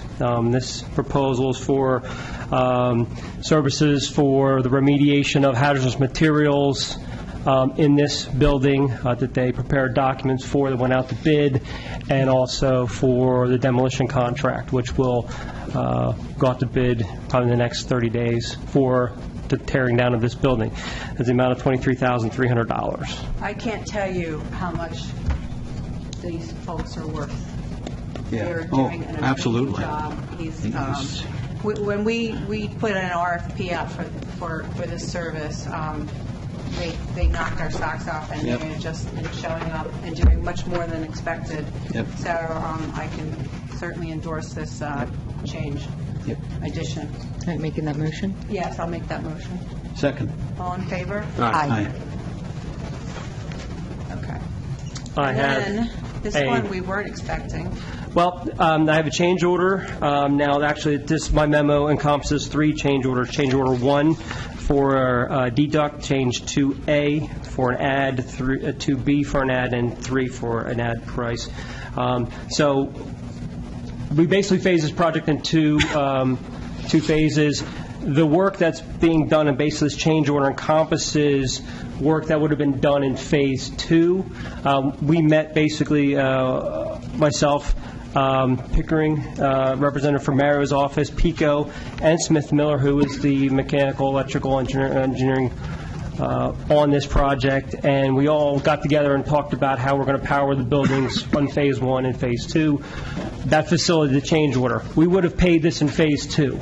We are just doing it in Phase 1 because it's the right thing to do, and we're going to power the buildings off of what work is being done. So the deduct is for actually removal of the power supply that would run to the fuel system that's being installed by others that we've already approved. The add 2A is for additional work to basically connect down to a new transformer to power this building. 2B is for power down to the fleet maintenance building. And then 3 is some additional items as well for transformer connections. The total is $67,115.59. And you're saying that this is an expense that we expected in Phase 2 that we're not putting into Phase 1? Correct. So it's not in addition to the entire... Correct. It's not in addition. I will also state that Phillips and Donovan, our architect, has reviewed this, and they've also made the recommendation, which is attached to my memo, for approval. Okay. All right. Everyone understand what's going on here? Yep, and I'll make that motion. Second that. All right. All in favor? Aye. Okay. Dave, one more? Oh, Two more. The next one is for basically acceptance of the board for award of the hazardous material remediation in this building. Basically, J.D. Bravo put out 5 proposals for hazardous material remediation, and only 2 were received. Basically, J.D. Bravo has recommended that we award that contract to Eco Services, LLC, in the amount of $16,733. Okay. Is there a motion to approve this? So moved. Second. All in favor? Aye. $10,000 less than the other bidder. Right. And then this one's extraordinary, the demolition contract. Yes. So again, through the bidding process, Phillips and Donovan prepared a demo contract and put out to award. 9 bids were received. The low being from Tamco Construction in the amount of $125,100. And the high bid was $457,000. That's why I think it's extraordinary. What a spread. Talk about when you put things out to bid, right? 125 to 457. Is there a motion to accept the low bid of 125 for demolition? Move to approve. Second. All in favor? Aye. Aye. Thank you. Anything else, Dave? That's it. Good job. Thank you. You're doing a great job for this building. All right. Stephanie? All right. Wait. Let's hook up 3 things. Okay. October 3rd budget work session? Yeah, I just had, I had sent the board an email for some consideration of adjusting times when we have bicentennial budget work session and the Board of Supervisors meetings for September 19th, to kind of adjust the bicentennial from 3 to 2. They won't go any earlier. Yeah, no, I know, we may have to think about that one, but the budget work session, the Ways and Means Committee would like more than an hour between budget work session and the board meeting, so that's why we wanted to bump that back to 3 if we could. Maybe we could change the date of the, I know we're adding a bicentennial meeting on the 5th, and perhaps we can adjust their schedule for later in September if they'd be willing to do that. Put the budget after the board meeting. We could do that too. Just leave everything, You want to move the budget work session until after, just have it follow the Board of Supervisors meeting. That's fine. We're already here, right? Mm-hmm. And then keep... So it would be supervisors meeting at 5, followed by a budget work session. Well, I have, in my book, it's Board of Supervisors at 4. Okay, so you want to keep the, yes, it was. I have it at 4. It's 5. It was yeah, because the budget work 5. session was 4. Okay, so then we have bicentennial at 4, budget of the board meeting at 5, and following that, did I say that wrong? Yes. Bicentennial at 4, Board of Supervisors at 5, budget at follow, whatever time that is. Maybe 6, would that be nice? Okay? Yeah. We all good with that? Yeah. And for the 3rd, That was the 3rd. no, that was September 19th. Oh, darn it. Sorry. I thought we were on the 3rd. No, I was on September 19th. Now I'm moving to the 3rd. Okay, what did I say? You said... For the 19th? Well, the 19th would be bicentennial at 4, followed by a board meeting at 5, and then a budget work session to follow after 5. And now if we go to the 3rd... Okay, same thing. They want to, instead of the budget work session at 3, they want to know if you could meet at 2, leave the board meeting at 4. Budget at 2? Budget at 2. Is that what she said? Yes. Yeah. They want to do budget at 2? They want to Yeah. do budget We just at need 2, more than 4, 1 and then- hour. They need more than an hour. Okay, so bicentennial meets after. They don't meet on the 3rd. Why not? Because they're not normally scheduled for Tuesday. We just keep adding days for them. Oh, okay. So, Stephanie, can you email us these changes so we have them clearly? Yes, Thank you. Especially for me. Okay, so the 3rd is budget at 2 and board at 4. Got it. Anything else? let me just put the page real fast. Act 172 tax 72. credit. Yeah, that's just a continuation of information Can we vote on regarding... this? Well, I think one of the things you're going to want to talk about is, from the memo, there's still going to need to be an ordinance at some point, as well as how you want to handle the tax credit. It's been considered that there be instead of a percentage, more of a flat dollar amount that could be used. This And is then for the volunteer fire folks who live in this community, and consideration of a $500 earned income tax credit from the township for their service.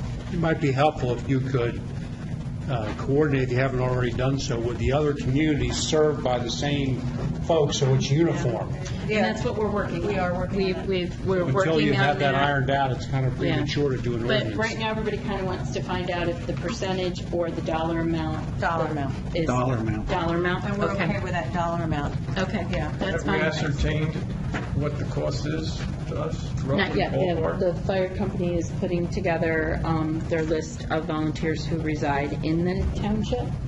And then they'll be sharing that with us. And there's some questions on retirees, those that are life members, that... Okay, at some point, we'll get Yeah, we're going to get the list, and there's a lot of details that we have, the forms, everybody's working on it. New Britain Township hosted a very good meeting for the managers and the fire company, and that was able to bring back this information. So, flat rate, and then we'll take it from there. So, more to come.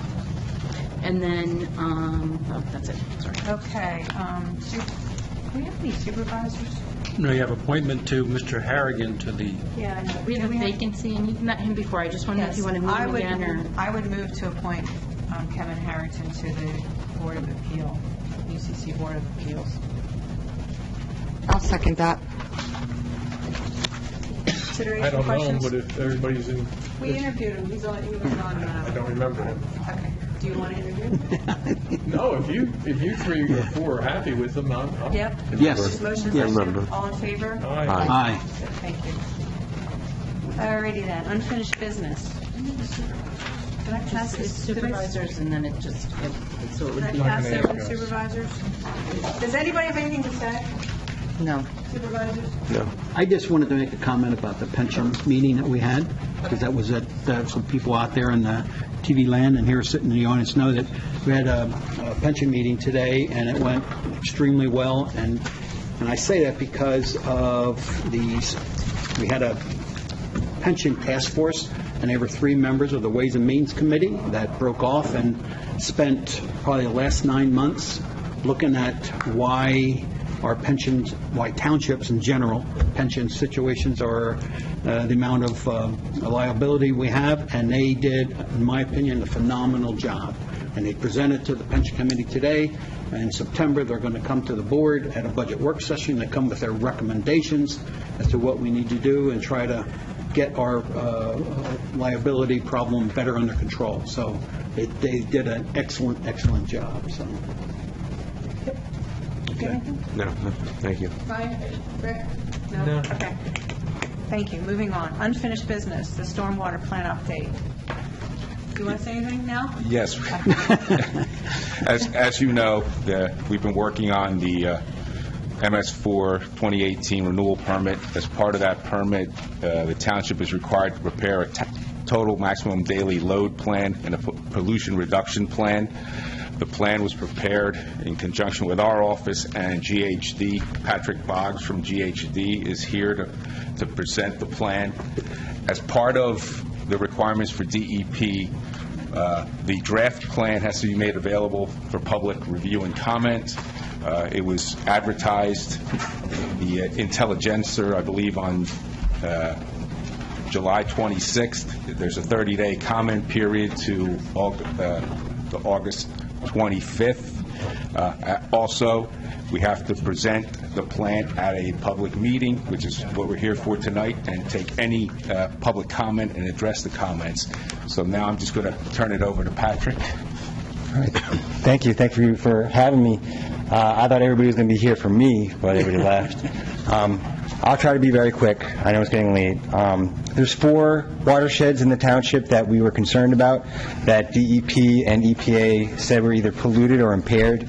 There's the Neshaminy Creek, Pine Run, Cook Run, and Mill Creek. What we had to do for this permit, Mario and myself went through and figured out how much pollutants were developed in each one of those watersheds, and then what we had to do is figure out a capital improvement plan to address a certain percentage of reducing those pollutants. So what they want is that 10% pollutant reduction. So we came up with a plan. Our goal, and part of the reason that Mario reached out to us at GHD, we have kind of a specialization in stream restoration projects. We've noticed that they're the cheapest, relatively cheap for what you get.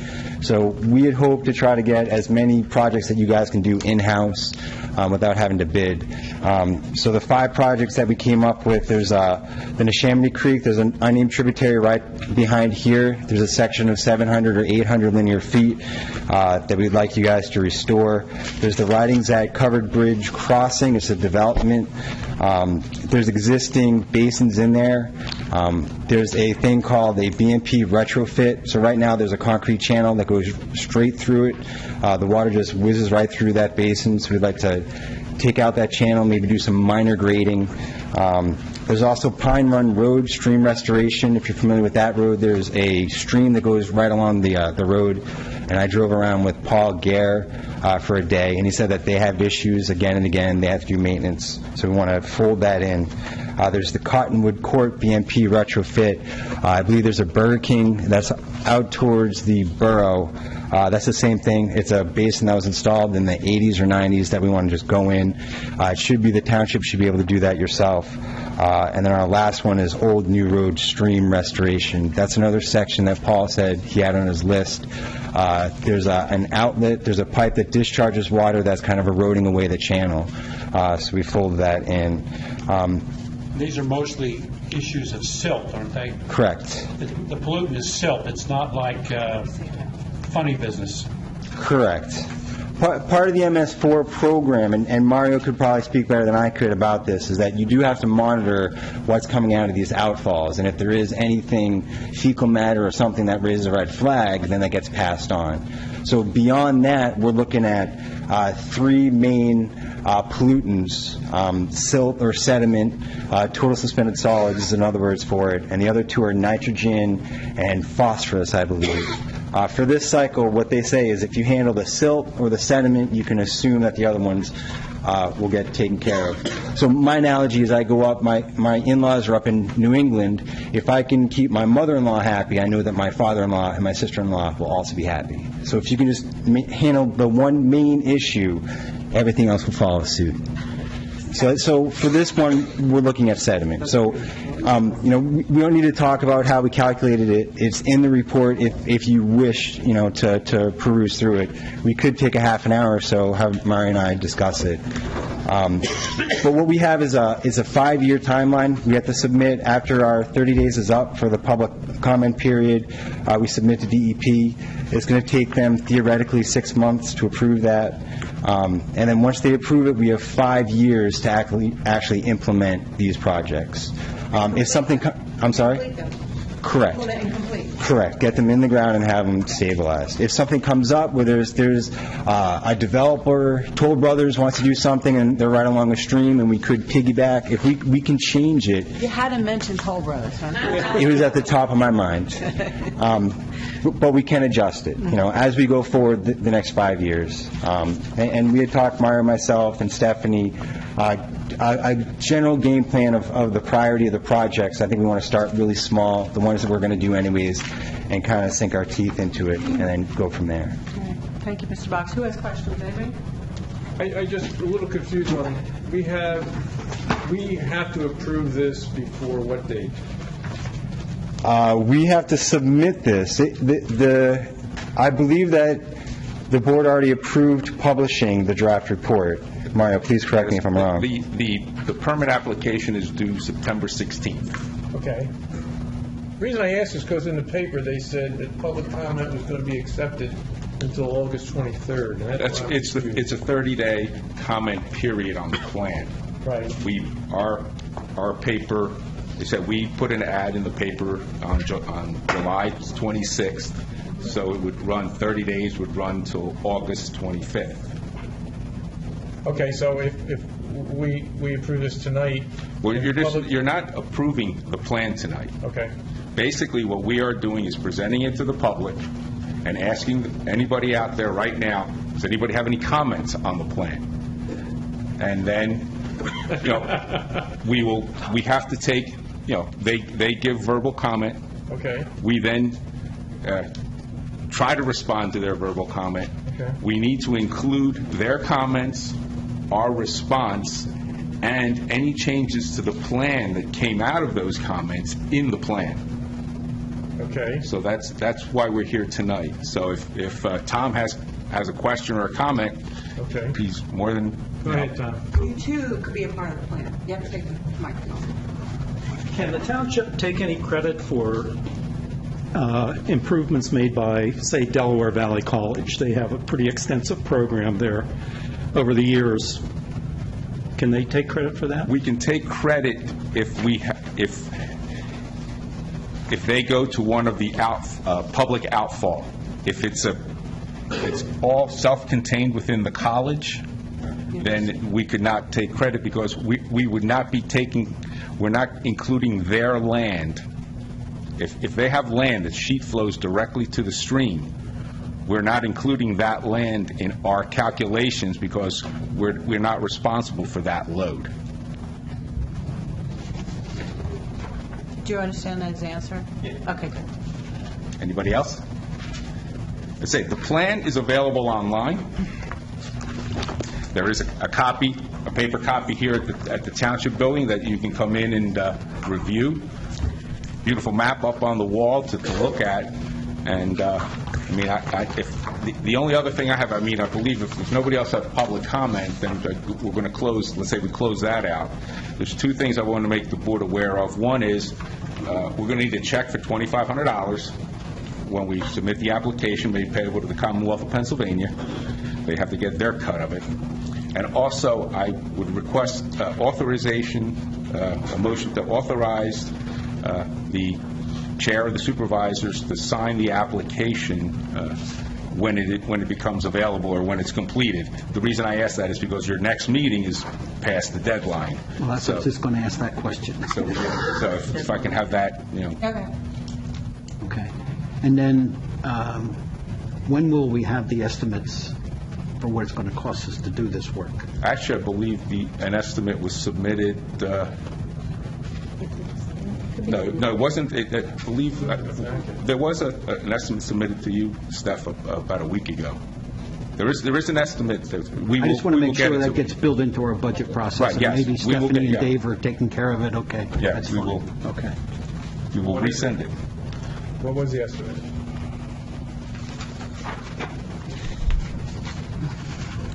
I believe it was for all 5 projects, including engineering contingency, was about $2 million. That's correct. Oh. And the biggest one is the stream restoration right back here.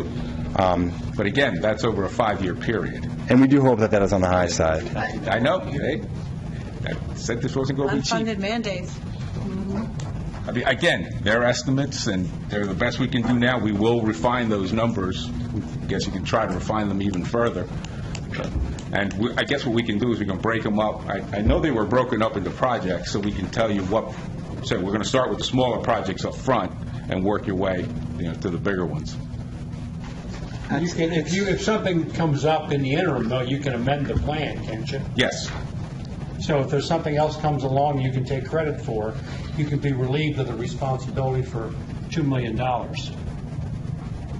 Maybe. In other words, if... Not $2 million. No, some portion of it. But suppose that developer X is Oh, okay. going to do some work in one of your watersheds. Yeah. Yeah, or have an effect on one of our Yeah. watersheds. Okay. All right, so what's before the board right now is a request that the chair be authorized to execute this application with a $2,500 check to the Commonwealth of Pennsylvania. So moved. Thank you. All in favor? Aye. Okay, Aye. thank you, Thank Ms. you. Fox. Thank you, Mario, I think. All right. Authorization to advertise intermunicipal agreement with Huff Associates for our recycling. Yes. You might have seen this in the paper. Yes. Yep. Intermunicipal agreement with several municipalities in this area for recycling. Everyone had a chance to review this request? It's been working very successfully for us over the Yeah. years. Get a lot of And- money. Yeah, we've gotten a lot, and they've worked very hard and working together. There's 2 parts of it. One is we'll have to have the agreement, which everybody's been passing, and then there's also an ordinance part of it. Jeff, we have a sample there. The ordinance has to be adopted in order to sign the agreement. Oh, okay, so you do them together. Do we have an ordinance? There's a draft ordinance. It hasn't been advertised. No, it hasn't been advertised. We need to authorize to advertise. So, there's a draft that the borough put together as lead agency, and then Jeff would tweak it for ourselves. So you need to authorize the advertisement of the ordinance, and if you adopt it, it authorizes the execution of the intermunicipal government agreement on recycling. Okay, is there a motion to authorize the advertisement of the Huff Associates to collect residential commercial recycling data? I'll make that motion. Second. All in favor? Aye. Okay, Just we are moved. Just a separate question, Stephanie. I just forget, how do we how do they determine the split of the money for that? How is that calculated? I mean, is there ways we can get more money? I'm trying to... The way we get more money is, the way we get more money is more recycling. The more recycling municipality does, we get the larger share right now. I was looking back at it, and we do get the So all larger share. the trash haulers calculate the weight of recycling that each of our residents throw away. Yep. Mm-hmm. So recycle. Recycle. Yeah. All right. So we're doing our part, because if we're getting the lion's share, I wasn't going to say lion's share. Yeah. Okay, thank you. Anything else we need to do there? No. Do we need to pass on the plan? You have to authorize the advertising. Did you do that already? Yes. Voted? Okay. Yeah. That's all you need to do. Okay, moving on. Disposition of township records. You see that the list of them are there. They're public records that we're allowed to dispose of. We're complying with right-to-know laws and all the other things that we have to comply with. Is there a motion to approve the resolution for the disposition of the records indicated in whatever the resolution is? So moved. It's not numbered yet. So moved. Is there a Second. Second. Thank you. All in favor? Aye. Trumark Financial Credit, employees want to have an additional credit union opportunity. Is there, do we need to authorize this? You do, but there's no cost to the township. Right, all right. Is there a motion to approve the request from the staff to allow Trumark Financial Credit Union to come and speak to them? So moved. Second. All in favor? Aye. Additional trash hauler permits from Whitetail and Delgucurios. And they have complied with all of our requirements to be able to permit and pick up trash in the township. All right, is a motion to approve these two additional trash haulers for Doylestown Township? Make the motion. Second. All in favor?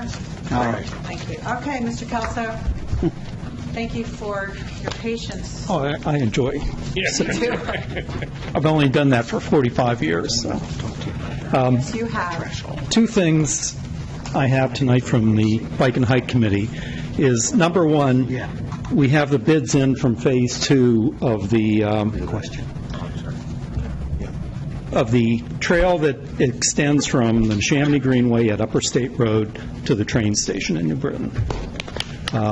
We did the first phase last year, and this is for the next phase. It'll extend from Beulah Cemetery up to the train station. And that section is complicated. We have 3 municipalities involved. We had a lot of easements, none of which were easy to get. So the bids came in pretty much right on target. I think Chris's estimate was about $161,000. They came in at $165,000. They're recommending to award the bids. This was under a state grant that was a 50-50 grant. So there was, the state supplied, the original grant was $326,000. And we spent, the first phase cost about $170 plus match. And a lot of the match on that was in-kind services through the township. And the same thing is going on with this section, with New Britain Township doing part of the work. Okay, good. In-kind services, New Britain Borough providing, I think it's $22,000 in cash. So we're pretty much right on target with this in terms of the budget. Okay. So we're recommending that you award that bid tonight. For $165,650. Yes, to James R. Kennedy.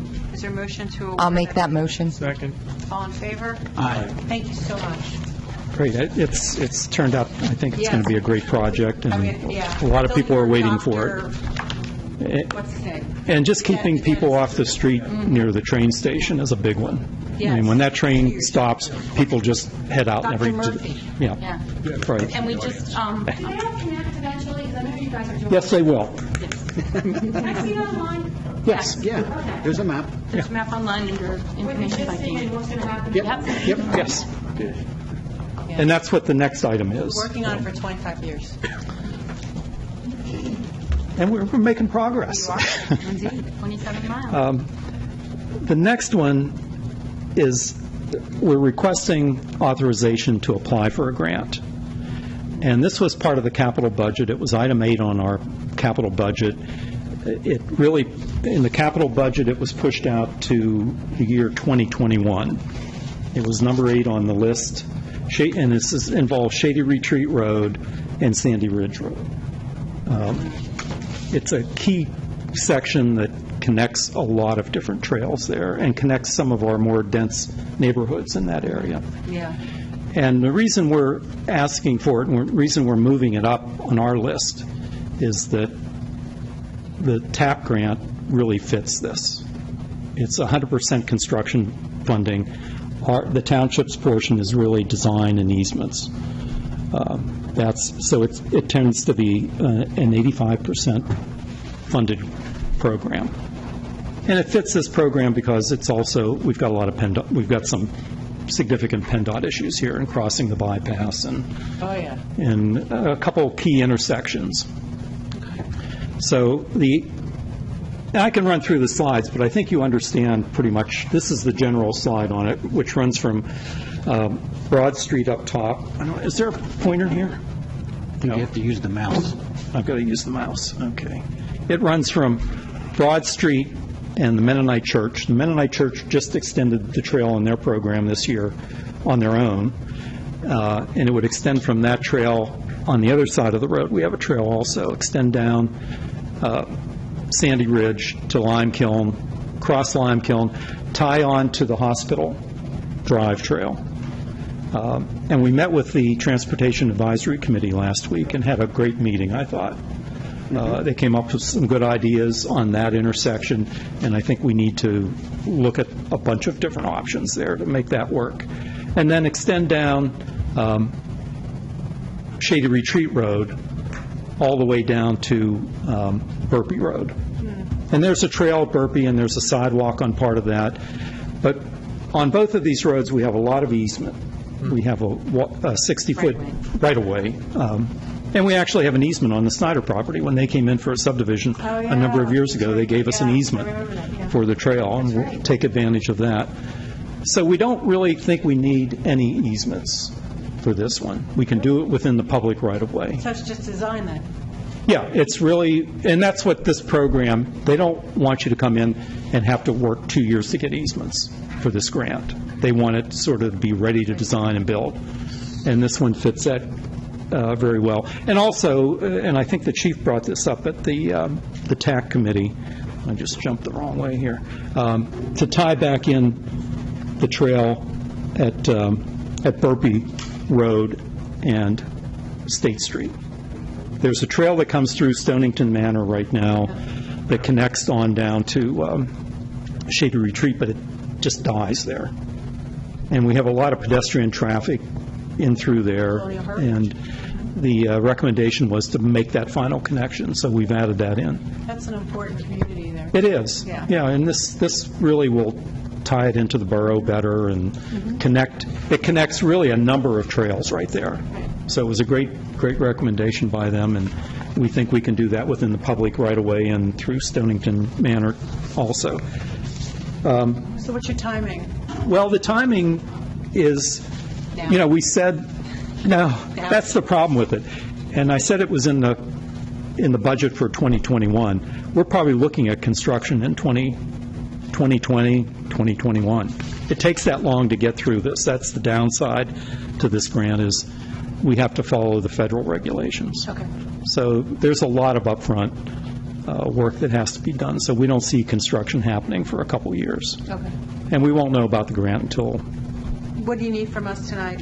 Well, we'd like authorization to apply for the grant. The total cost of construction right now, we've estimated at $1.6 million. And that's the part that would be funded. The township share, we're estimating at about 15% of that, or $240,000.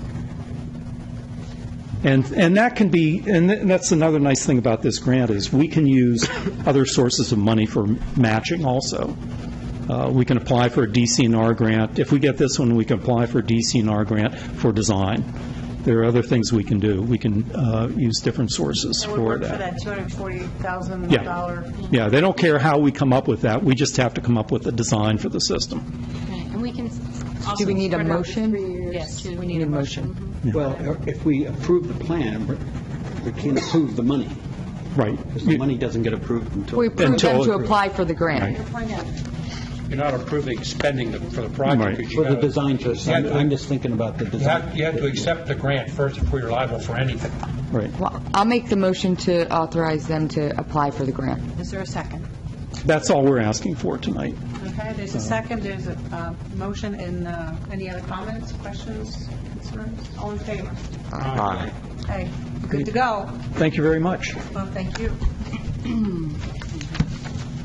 All right, where are we? Sewer hookup for number 24 Twin Oaks Drive. Sewers. Is that what it says? Yeah, sewer hookup. This is a single-family home with a failing on-lot septic system. The property owner is in the process of selling their home, and they have a sewer line nearby, and they would like to tap into that. We need to submit the paperwork to DEP on their behalf. Motion to approve. Move to approve. Second. All in favor? Aye. Good to go, too. And then there's a zoning hearing board application for, what, An a in-law residence suite. in-law suite. It's an in-law suite. I'd recommend we leave that to the zoning hearing board. So be it. Yep. Anything else? Nope. Okay. Treasurer's report for August 15th. Has everyone had a chance to review it online? Is there a motion to approve? Move to approve. Second? All right, that's the Treasurer's report for August 15th. All in favor? Aye. Aye. And then the bills list for August 15th, 2017. Is there a motion to approve? Move to approve. Second. All in favor? Aye. Thank you. All right. Next, our budget work sessions will, the 2018 budget work sessions will be held on, one of them, August 23rd, 4 p.m. here. Tuesday, September 19th. When? At Bicentennial at 4, Board of Supervisors at 5, budget work session to follow. Okay, like around 6. Everyone should come. The next meeting of the Board of Supervisors is Tuesday, September 19th at 5? 5. All right. Bicentennial Committee will meet on Tuesday, September 5th at 5, and Tuesday, September 19th at 4. Doylestown Township Administrative Offices will be closed on Monday for Labor Day, Monday, September 4th. The Thompson Performing Arts Series continues at the Covenant Bank Amphitheater in Central Park with the Eric Mintel Jazz Band on August 23rd at 7 p.m. So you can go to the budget meeting and then go to the band, Eric Mintel Band. The Family DJ Dance Party on August 25th at 6:30. Jimmy and the Parrots, the Jimmy Buffett Beach Band on September 13th at 7 p.m. Pete's Dragon, the movie, courtesy of Pannoni Associates, is September 15th at Sunset. The Township Wrecking Ball is September 16th at 4:30 to 7, party to foul in the backyard with a band and food. Give the Gift of Life. The Red Cross is holding a blood drive on Friday, September 15th from 2 to 7 at the Activities Center. The Red Building Road appears not there. Out of service. It's up, I think it's up here. It's up here. It's not at the Activities Center. It's here. Schedule your appointment for the blood drive at redcrossblood.org, and that's again September 15th, 2 to 7. Fido Float, Dogs in the Water, September 9th at Fannie Chapman Pool from 12 to 4. You have to register with doylestownrec.com. I see a hand. The zoning hearing board meets the third Monday of the month, if there's a hearing, and then they meet the following Thursday, which usually ends up being like the fourth Thursday. It's a weird date, but all of them are online on our website. I apologize for interrupting. Usually they start around 7. Thank you.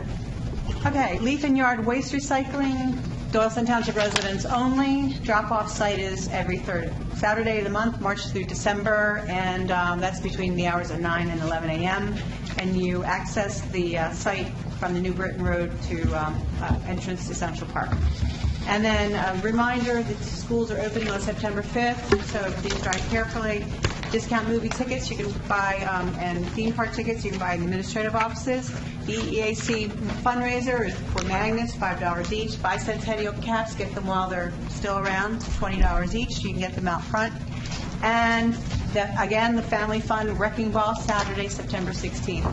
Come, bring your friends and family, because there's going to be one big picture taken, and it's going in the time capsule. We are done, folks, and adjourned. Thank you very much, everybody. Thank you. Do you have documents to Ta-da!